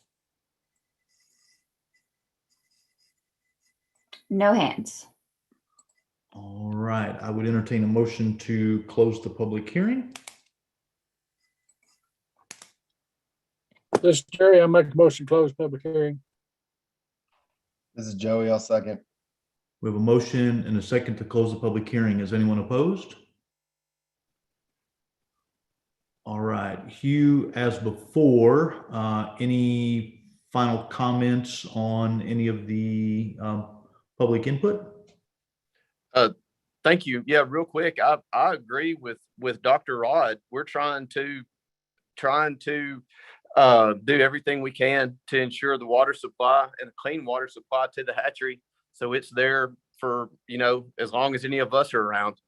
And one thing that people aren't thinking about is that this could be 80 acres of single family homes that are all networked in and tied in together. And when we met with the neighbors a couple of years ago, that's not what they wanted. And the amount of green space and traffic control that we're trying to provide here, I hope speaks to the fact that we're trying to work with the neighbors to get something that they can support. But that's all I had. All right, thank you, Hugh. Any questions, comments from any of the commissioners? Hey, Jeff, I do. One thing I'm seeing, and it looks like it does meet the question of the land use plan with commercial and the high density. But one thing it does not do is it does not conform to the master street plan, not even close. The master street plan shows minor collector going through this property. It does show the connection up to the north. So I think we're okay with that, but they're proposing what it looks like to be a local road when our master street plan shows a minor collector size road. Also, they're showing a proposed road to the east.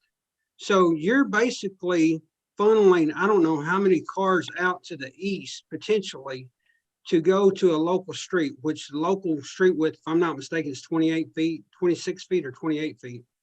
So I'm not understanding the thought process of trying to funnel traffic that should be geared for a collector sized functioning street, discharging it to a local street to the east. So you've got a major collector to the west in 279. You also have a major arterial to the south.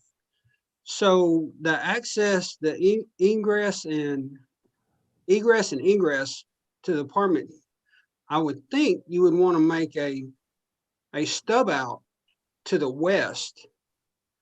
And as far as the local roads goes, to some of the residents' concerns, we don't need an east-west corridor local street. We need an east-west corridor collector street. So that's my concern. It's not necessarily the zoning. I think the zoning is there for the apartment. I think the zoning is there for the commercial. I think they meet that. The design, I've got some big concerns with the design on trying to send so much traffic to a local road. I'm not necessarily opposed to the north-south connector street, but again, I would be opposed to a local road. That would need to be a collector street type road according to our master street plan. So this does not even come come close to showing local roads, and we don't have that on our master street plan. This is Lori. I just wanted to speak on this part.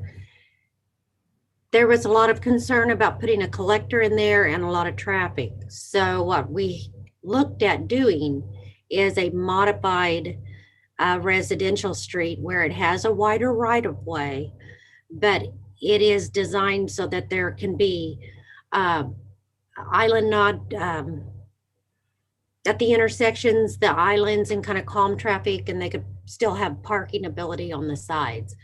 If people didn't want traffic going through there, it still provides access for emergency services and the connectability that a city needs. But it would be designed so that it is still a local street, but with a wider right of way, green space, and parking on the side. Hey, Lorraine, this is Hugh. Also, that connection that goes out the east side of our development, I don't know if we ever put that on a drawing or intended it. Somebody else must have superimposed that, because we never were going to connect to those streets. We're going to connect only to Fish Hatchery. And you're talking about the apartment complex, correct? Yes, sir. That there's a gray road that's kind of superimposed on there. That's what I'm interpreting. Okay, that is a fire access. It is a grass paved fire access that is required for the apartment complex. It is not a connection for the apartment complex for non-emergency vehicles to Blake Drive. It is strictly emergency vehicles. Well, that takes my concern away, because I was interpreting this plan to show basically an apartment complex dumping out onto a local road. Yeah. And I would have an issue with that when we've got an arterial to the south and a collector to the west. That was a requirement for the remoteness rule.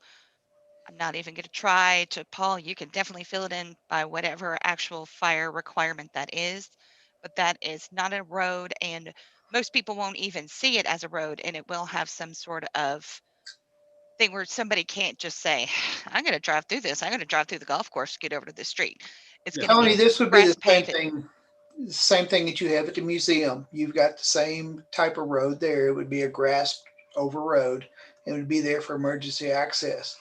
As far as the north east-west connection, we had some other plans that were a lot better than this, and we had a cul-de-sac that would be traffic calming. We had islands would be, and this is going back to what Lorraine was saying. It was very good. We had a lot of traffic calming in this. It would calm it down. But that road that you're looking at is the same thing that you have at the museum. It's just for emergency access.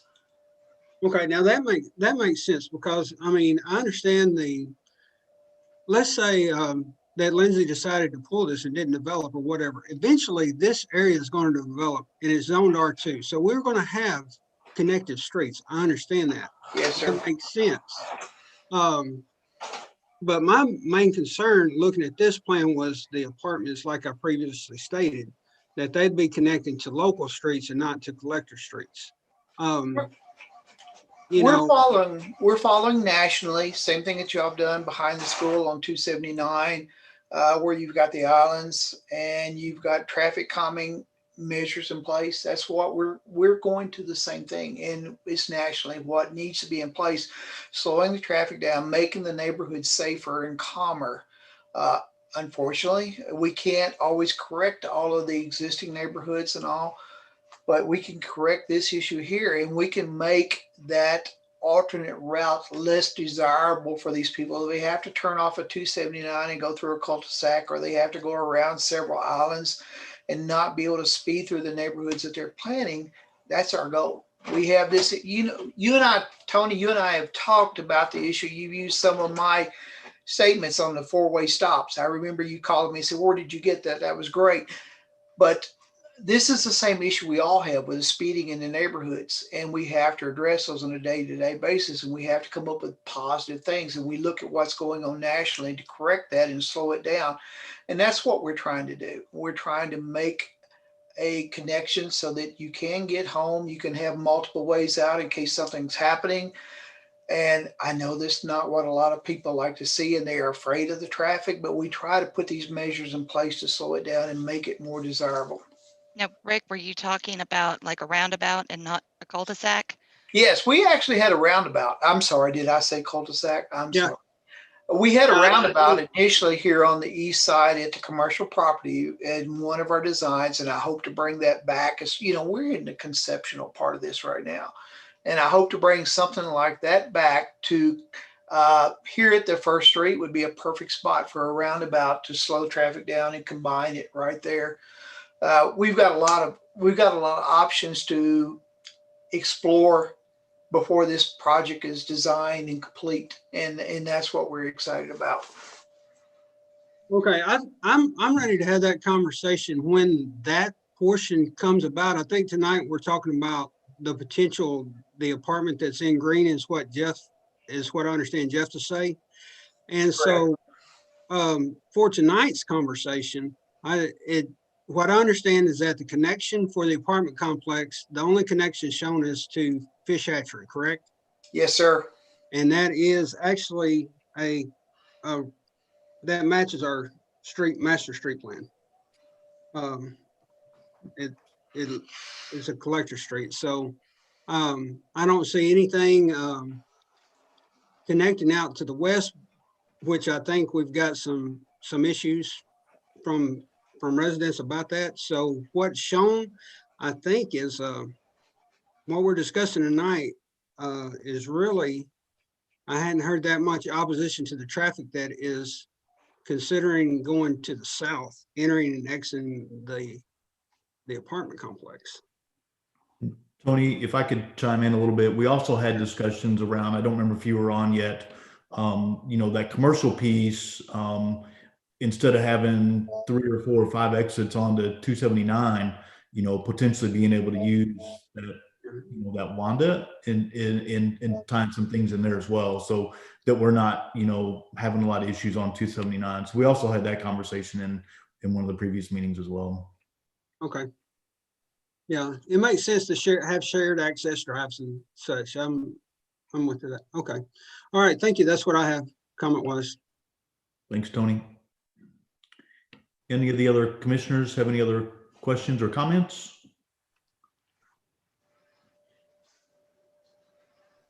Anything else from staff? Rick has his hand raised again. Go, Rick. No, I don't. I'm sorry. I've said enough tonight. Thank you, guys. All right. If there is nothing else, then I would entertain a motion to table the PUD 2101, the links at Centerton. This is Joey. I'll make a motion to table PUD 2101. This is Ben. I'll second. We have a motion and a second. Is anyone opposed? All right. Thank you, guys. Thanks to the commissioners. Thanks to staff. Hugh, thank you as well. And then thank you to all of the public for your comments and information. Again, we appreciate you, with your information as far as address. It is all captured, in our meeting notes that are available to the public if you were wanting those.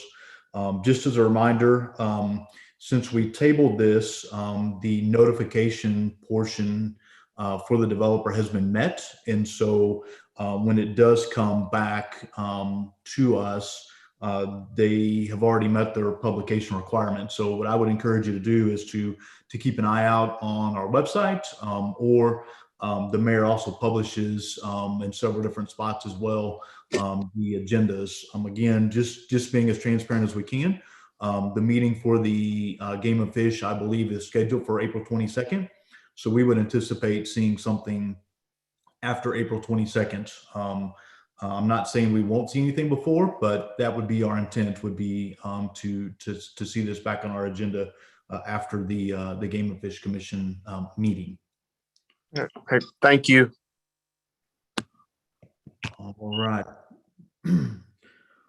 Under new business this evening, we have two rezones as well, so both public hearings. The first one is rezone 2106, the blue property. It is an R2 and R3 to R3 multifamily. It's 1.66 acres and it is at 428 Fair Street. Is the applicant here to give us a brief overview? Yes.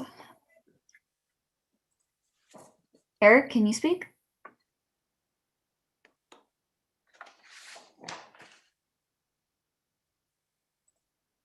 Eric, are you there?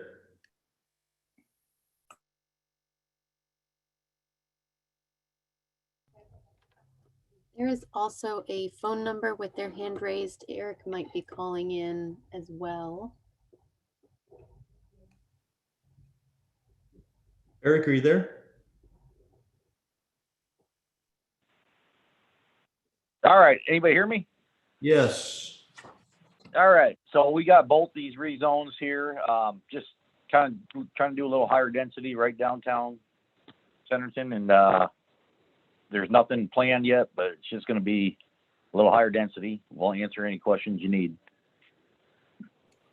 All right. Thanks, Eric. Donna, do you want to give us sorry, I didn't look to see. Yeah, Donna, do you want to give us a brief overview and then we'll open up to the public? For sure. So there are two parcels. The parcel to the south is about half an acre. It is currently zoned R3.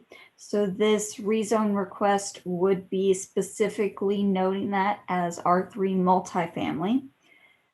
It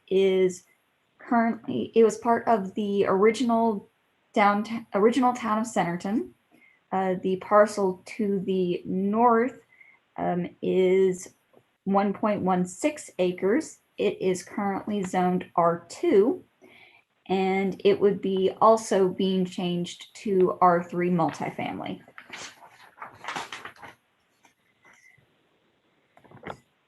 So these, as you can see, are located at the intersection of Fair Street and 2nd Street, directly across from each other. The intent is to develop them as multifamily. There has been a plan generally proposed as fourplexes. There could be some others proposed, but fourplexes has generally been what's been discussed. R3 multifamily is intended for multifamily dwellings. Minimum lot area is 8,500 square feet. For first two dwelling units plus 2,000 square feet, you guys have got the list. These are neighborhood streets, 50 square foot right of way for our master street plan. They're located just outside of the current C1 retail core of the city. There's commercial businesses running right along Main Street, and they're adjacent to R3 to the south and R2 to the north. We are considering this compatible. It's essentially serving as a transition between the lower density neighborhood to the east and the commercial corridor along Main Street. The commission should note that allowing R3 multifamily will allow the parcels to be developed at their full density. But because of the parcel's location and their smaller size, it's unlikely that they would be able to be developed to the full density, about 15 units an acre, that R3 multifamily would allow. So on the land use plan, the parcels are designated as medium high density residential on the adopted land use plan, which allows both detached and attached single family residential units with a density of 7 to 11 units per acre, excuse me. And they are adjacent to the new innovation center, which is intended to be a combination of traditional commercial and industrial allowing for unique local businesses to get their start in Centerton while taking advantage of vacant and underutilized buildings. So we also consider this consistent with the current land use plan designations of medium high. Again, because this could serve as a transition.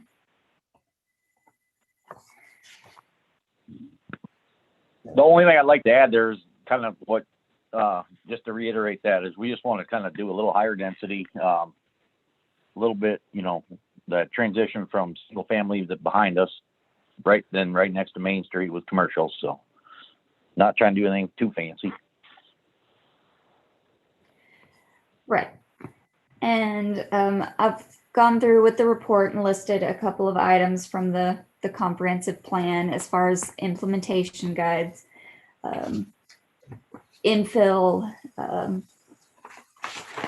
implementing residential next to existing developments, increasing density to do affordable housing diversity, townhomes, multifamily apartments, that sort of thing. So this does meet several implementation items that are listed in the comprehensive plan. And then if we could go to the items to be listed and questions to be discussed, if you have any questions for me.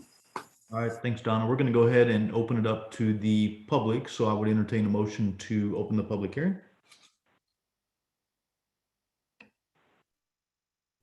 This is Joey. I'll make a motion to open the public hearing for rezone 2106. John, I'll second. Motion and a second to open the public hearing. Is anyone opposed? All right. Now, just as a reminder, in case you're just joining for this, a couple opportunities, ways to join or speak. One, if you're on virtual, is to do raise your hand and be recognized. If you join by phone, then you can do *9 to raise your hand and you can be recognized that way. So with that, is anyone at the meeting that wishes to speak in regards to the rezone 2106, the blue property on 428 Fair Street? We have a Vincent. I'm taking over for you, Donna. You took care of all mine. We have a Vincent Schomburger. You should be allowed to talk. Hey, Vincent, just if you could give us your address for the record, please. Yes, I'm not sure if I'm in the right location, but I'm at 321 Cooper's Way. Okay.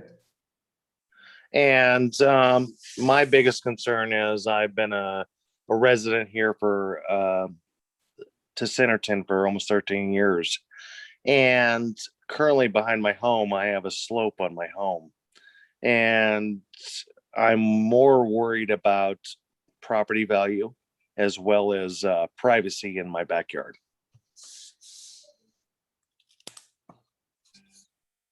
All right. Thank you, Vincent.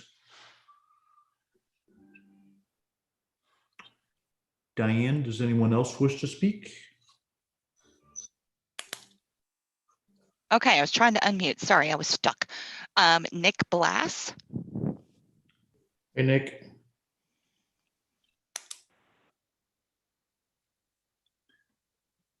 Nick, are you there?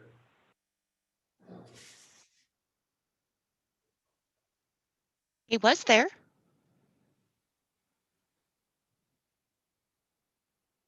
Do we know where he went?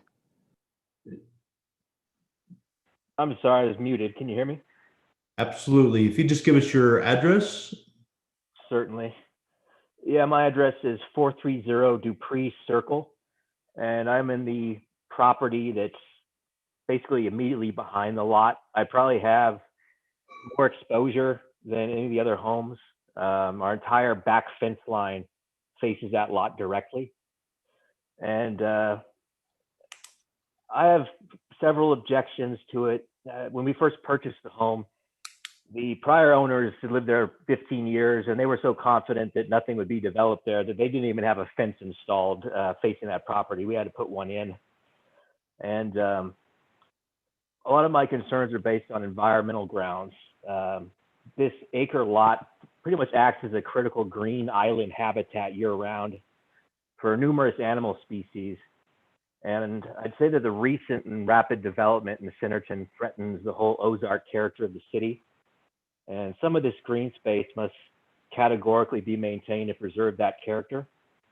The highest motivating factor for us purchasing this particular home was that acre of green space in the backyard, because we're up on an elevated slope and we look down on it. It just, even though we're within the city, it gives us the feeling of, being out in more of a forested area.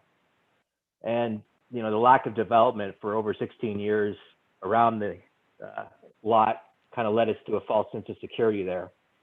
Rather than installing 6-foot shadow box fencing for privacy, we just installed a 4-foot ranch style fencing that's transparent, specifically to preserve the view of that lot because it's so beautiful. And placing a large multifamily residential structure and all the related traffic will destroy any sense of privacy we have. I'd add that multiple homes nearby are families that have several dogs, ourselves included, and any movement that occurs in that lot, whether it be from squirrels, birds, it triggers the dogs to bark. So persistent activity of dozens of residents, parking, coming in and out of that area, it's going to lead to a nonstop barkathon of mammoth proportion that's probably going to drive everyone crazy.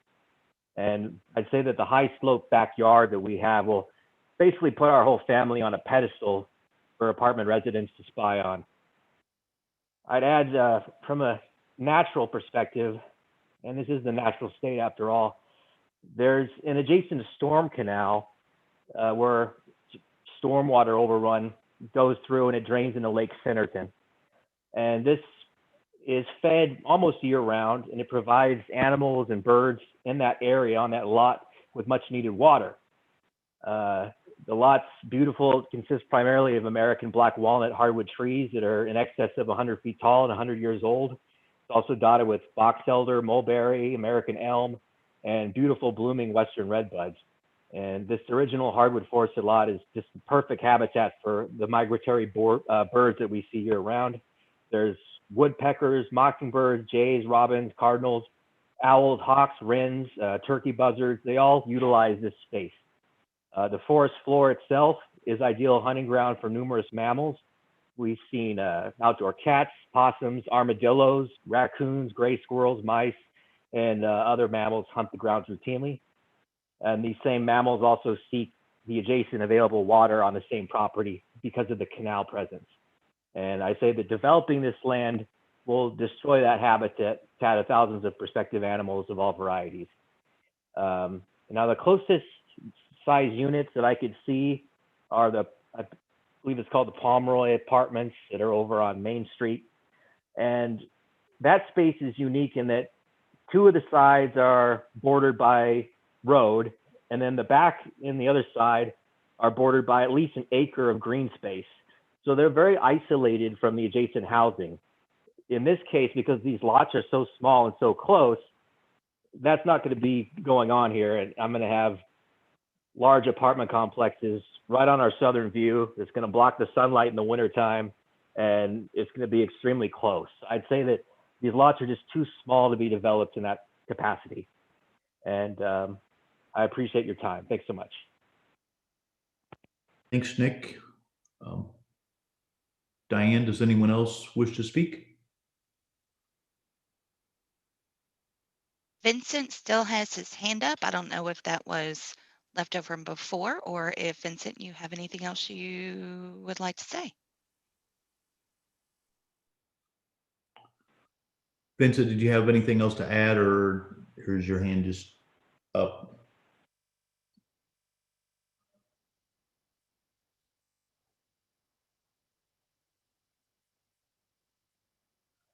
Vincent, are you muted? Okay, we have. What was that? Vincent's hand. Jeff was asking if Vincent he had anything else to say, so I let him know that his hand had been lowered. Okay. And there's a number that ends in 088 that has their hand raised. The number ending in 088, do you wish to speak?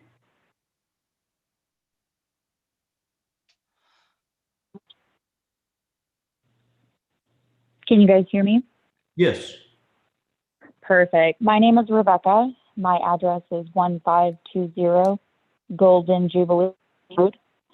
I actually don't even live anywhere near this house little area that you guys want to develop, but I do frequent the park over by that area, and I feel like having multifamily homes in general in that area, first off, for traffic reasons, it's not even a two-way street. Anytime another car is coming, you have to completely pull off the road to let someone pass. So to have a high density, to quote the gentleman that would like to build on this land, the high density cannot be supported by the road.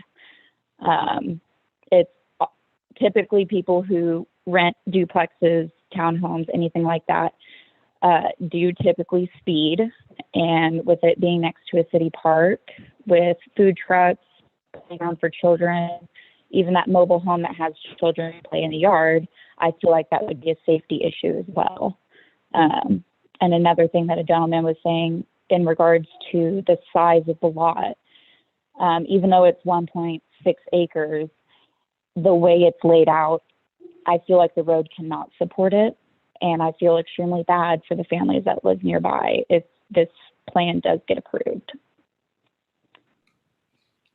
Thank you, Rebecca. Can you repeat your address again, just for the record? Yes, it is 1520 Golden Jubilee Road. And I actually live behind Bentonville West High School, so I understand how difficult it is to have loud noises nearby. All right. Thank you, Rebecca. All right, Diane, anyone else that wishes to speak?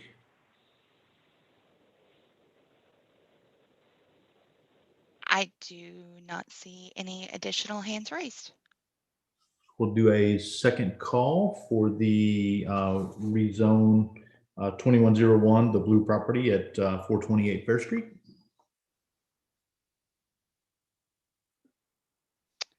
No additional hands are raised. And we'll do a third and final call. No hands are raised. All right, I would entertain a motion to close the public hearing. Stanbert, I'll make a motion to close the public hearing for rezone 21-06. This is Joey. I'll second. Motion and a second. Anyone opposed? All right. Any questions or comments from any of the commissioners before we go through our considerations?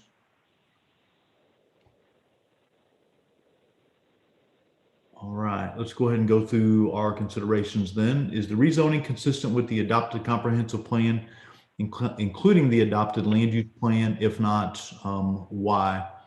And, I think, as Donna points out, I mean, it is a good, change, if you will, between the little more intense downtown area, as we've classified it in the land use plan, the innovation center. I think it's a good transition, in regards to that. Any comments or thoughts from any of the commissioners in regards to that?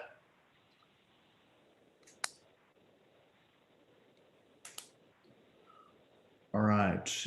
The next one is the proposed rezoning compatible with the surrounding area and zones. I mean, it is still going to be residential. Today, people could build houses on it. It could be developed, because it is R2, so it could already be developed today.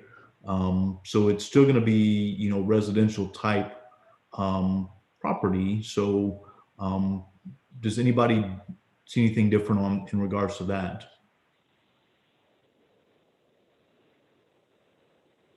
Okay, so I think we're okay with that one. Would all the permitted uses in the new zone be compatible in this location and surrounding areas? Again, that transition area between, from a permitted area, residential, potentially from a gathering, perspective as well. If developed, there are, requirements from a street improvement, perspective as well. Anybody have any comments or thoughts in regards to that?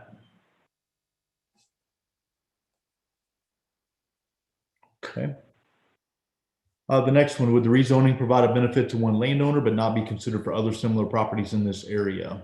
And again, I think with this being that transition type area, I think that we would consider it for other, properties, as well. There is commercial just up the road to the northwest of it. There's the apartments, and so there is kind of that mixed use in this area. Does anybody have any comments or disagree with that? Okay. And then if the public is opposed, why? Are the objections based upon factual information relating directly to this request, or opinion based? Does any factual information presented apply to this rezoning situation? A couple different things, value. We don't necessarily know that this would, have any impact, to the values. Exposure, again, today people could build on it, because it is zoned as residential. And so, the view, if you will, and the potential, habitat that's there, could already, be impacted, if someone wanted to build on it tomorrow as it exists. So, something to keep in mind. And then of course, traffic, if people were to build residence there, there would also be some traffic, but, in this area, the potential to have some improvements made would be, nice as well, because of the development. So, I didn't see necessarily any, facts. I'm sure there are, some habitat that does live there. But no factual information as far as, those couple of things. Any comments or thoughts on any of those?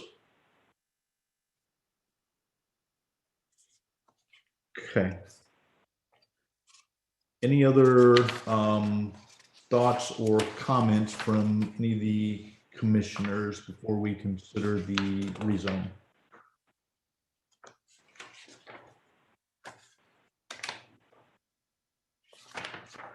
All right. If not, then I would entertain a motion for rezone 2106, the blue property. Again, it's R2 and R3 to R3 multifamily. It's 1.66 acres on Fair Street.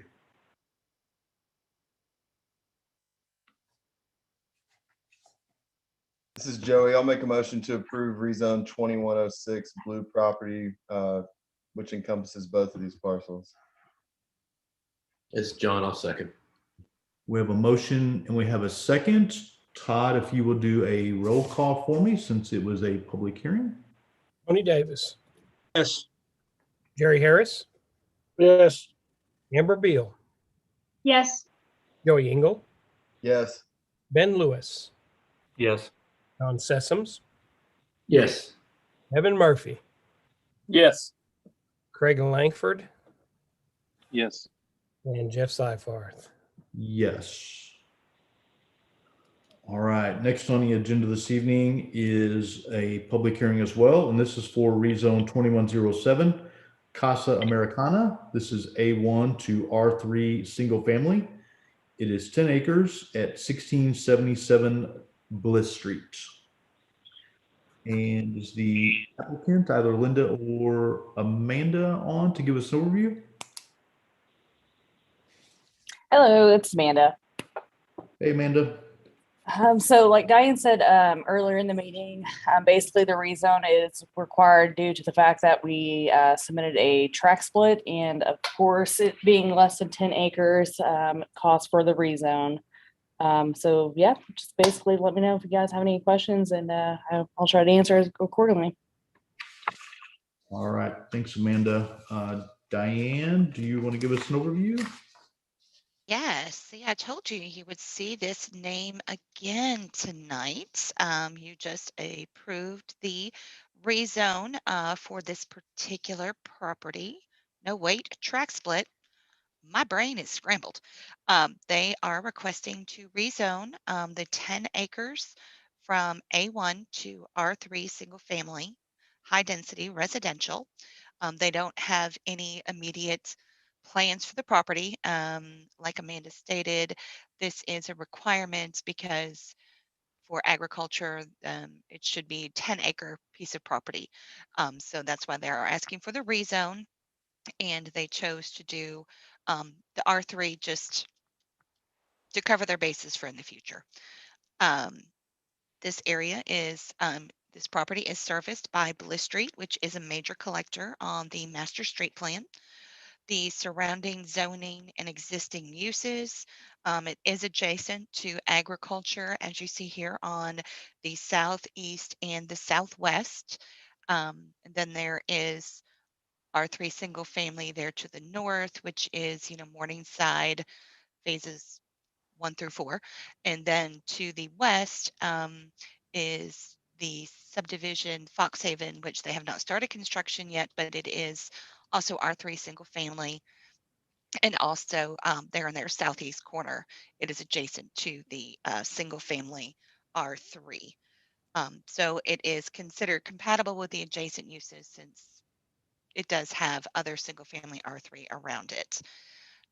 In the land use plan, as you can see, this one is designated as low to medium density residential, where this particular property is located, but directly to the west is the medium high density residential. And the R3 single family, it's approximately 6 to 7 units per acre, and it is still considered consistent with the land use designation of low to medium density residential, because we still haven't quite caught up with our zoning and the land use plan and all of that. But I think that's the basics on this one. Like I said, they don't have any immediate plans. They just needed to do this to comply with the zoning code. And Amanda, thanks for sticking with us all evening. Not a problem, thanks. Thanks, Diane. I would now like to open up to the public. If I would entertain a motion to open the public hearing. This is John. I motion to open a public hearing for rezone 2107 Casa America. This is Jerry. I'll second. Motion and a second to open the public hearing. Is anyone opposed? All right, now we will open it up to the public. Just as a quick reminder, you can raise your hand. And or if you called in, you can do *9 and you can raise your hand as well and be recognized. Diane or Donna, is there anyone that wishes to speak? There are no hands raised. We'll do a second call for anyone that wishes to speak on Rezone 2107. There is a Rick with his hand raised. Hey, Rick, if you could just give us your name and your address.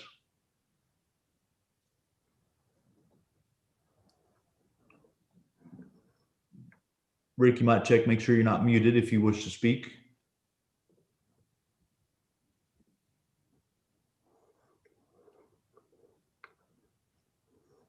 It is not showing Rick as muted.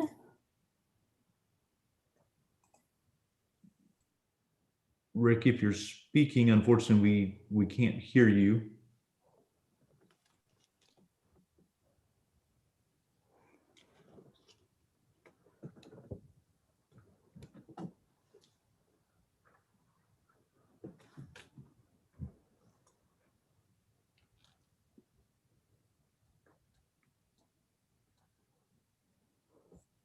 Hey, Don, or is there an opportunity for him to type his question in?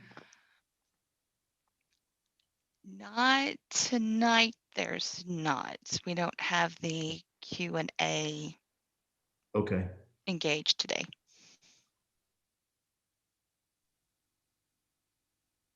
If you can hear us, it may be best to call in. We'll leave it open for a few minutes if you want to call in.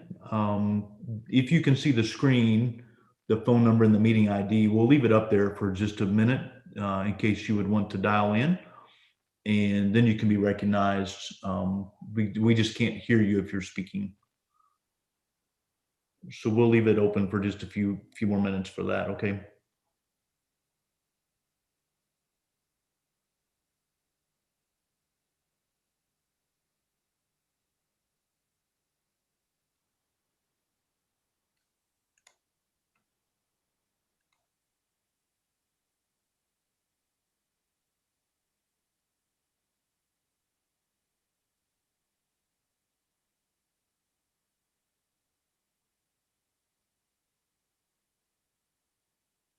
There's a new phone number. Rick, are you there?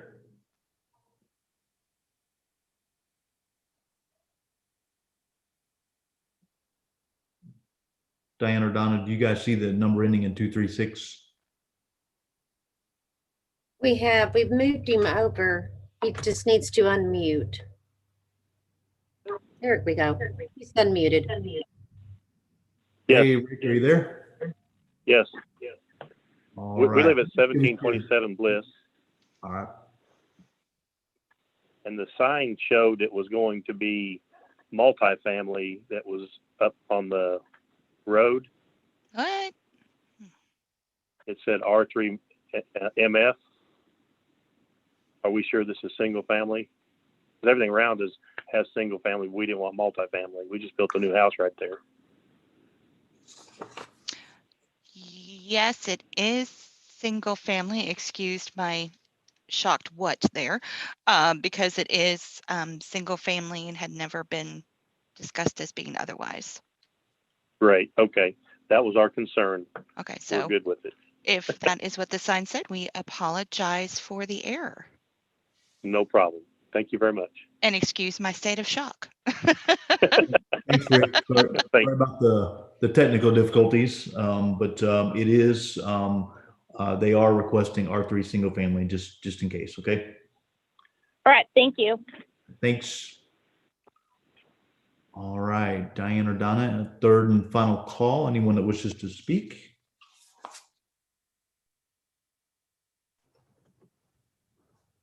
There are no other hands raised.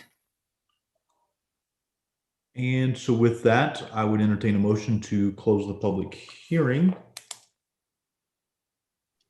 This is Ben. I'll make a motion to close the public hearing. This is Craig. I'll second. We have a motion and we have a second to close the public hearing. Is anyone opposed? All right, let's go through our questions. Is the rezoning consistent with the adopted comprehensive plan, including the land use plan? If not, why?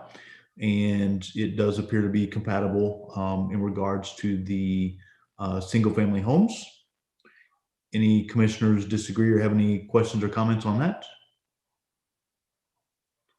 All right, next one is the proposed rezoning compatible with the surrounding area and zones. And it does appear to be compatible with the surrounding area and zones with single family that pretty much surrounds it. Any of the commissioners disagree or have any questions or comments on that? All right, would all the permitted uses in the new zone be compatible in this location and surrounding areas? And I believe they would from a single family perspective. Definitely compatible, in this area in the surrounding. Any commissioners have any anybody opposed to that or have any questions or comments? Would the rezoning provide a benefit to one landowner but not be considered for other similar properties in this area? And I do not believe that it provides just one benefit to a landowner that we would not be considered for the other properties. Anybody have any comments or questions in regards to that? All right, as the public is opposed, why? And there were no public oppositions, if you will, just a clarification. And we did clarify that this was for R3 single family. Any other comments or questions in regards to the rezone 2107 Casa America from A1 to R3 single family?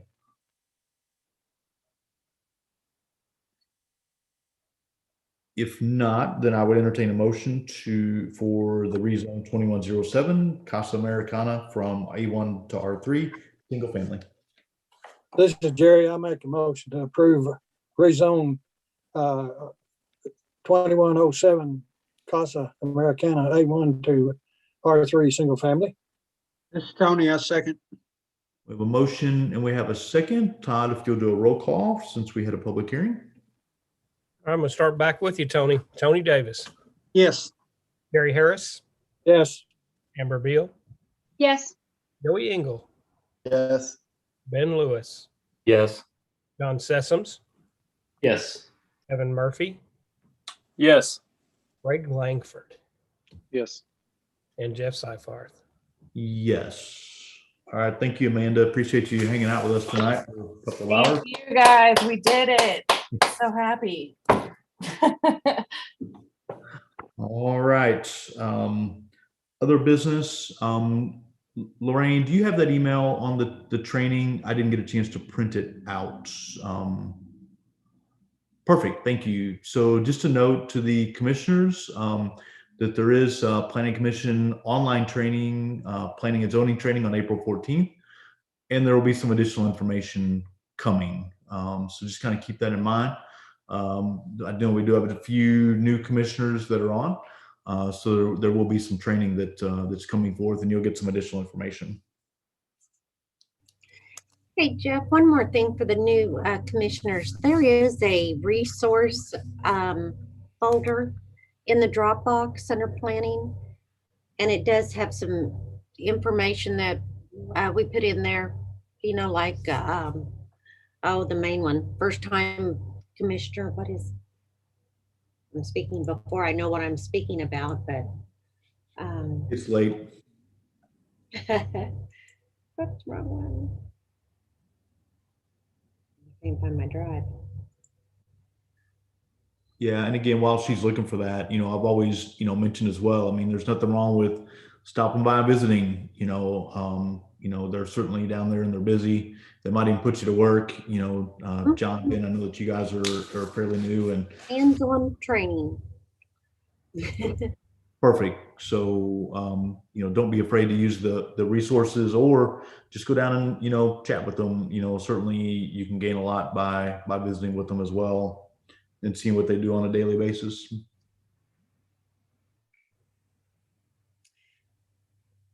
Well, I'm not funny.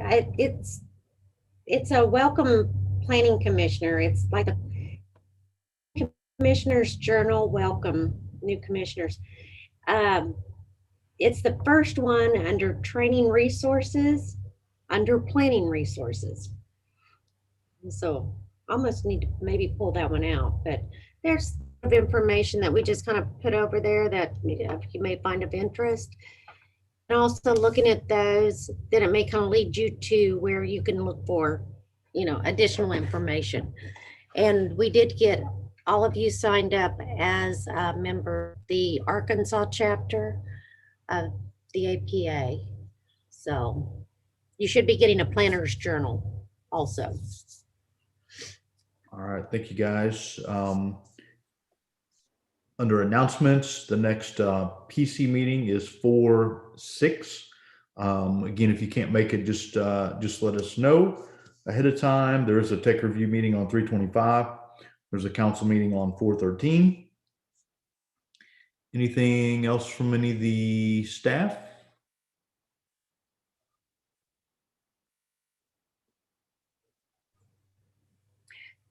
Diane and Nicole, they had met with economic development.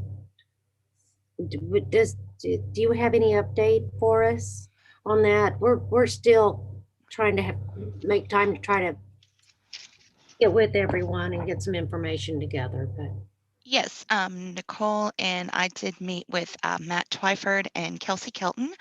They are both with the Arkansas Economic Development Commission. Now, a lot of what the Economic Development Commission does is works, you know, mainly with communities to try to get like big industry and job creators into town. We're not necessarily to that point, but I have know these two for years, went through Community Development Institute with Matt, and I knew that they would be a great wealth of knowledge for different contacts. And I do have several people on my list that I need to contact that have dealt with kind of downtown plans and might have ideas how to ID the leadership and, you know, create a good vision. And I also was looking up at my multitude of books up on top of my shelf, and I do have a book on downtown planning for smaller and mid-sized communities. So I'm going to try to follow up with these folks and contact the planning director down in Fort Smith because they did have a comprehensive plan implementation committee after they finished their plan. So again, like Laureen said, trying to find the time to do some long range planning when we're drowning in current planning has been a bit of a struggle. We haven't forgotten. And also I'm going to contact the Community Development Institute again and get a meeting set up with planning. And if any commissioners are ever interested, you know, let me know. Of course, most of them are all going to be during the day. But let me know. I'm going to set up a conversation with her so we can learn to see if there's anything that they can assist us with. All right, thanks, Diane. All right, if there is not anything else, I would entertain a motion to adjourn the meeting. This is John. I motion to adjourn Planning Commission for March 16th. Joey, I'll second. We have a motion and we have a second. Is anyone opposed? All right, thank you guys for a good meeting, good participation tonight. Appreciate it. Have a good rest of the week. Thank you. Dude, thank you. Right.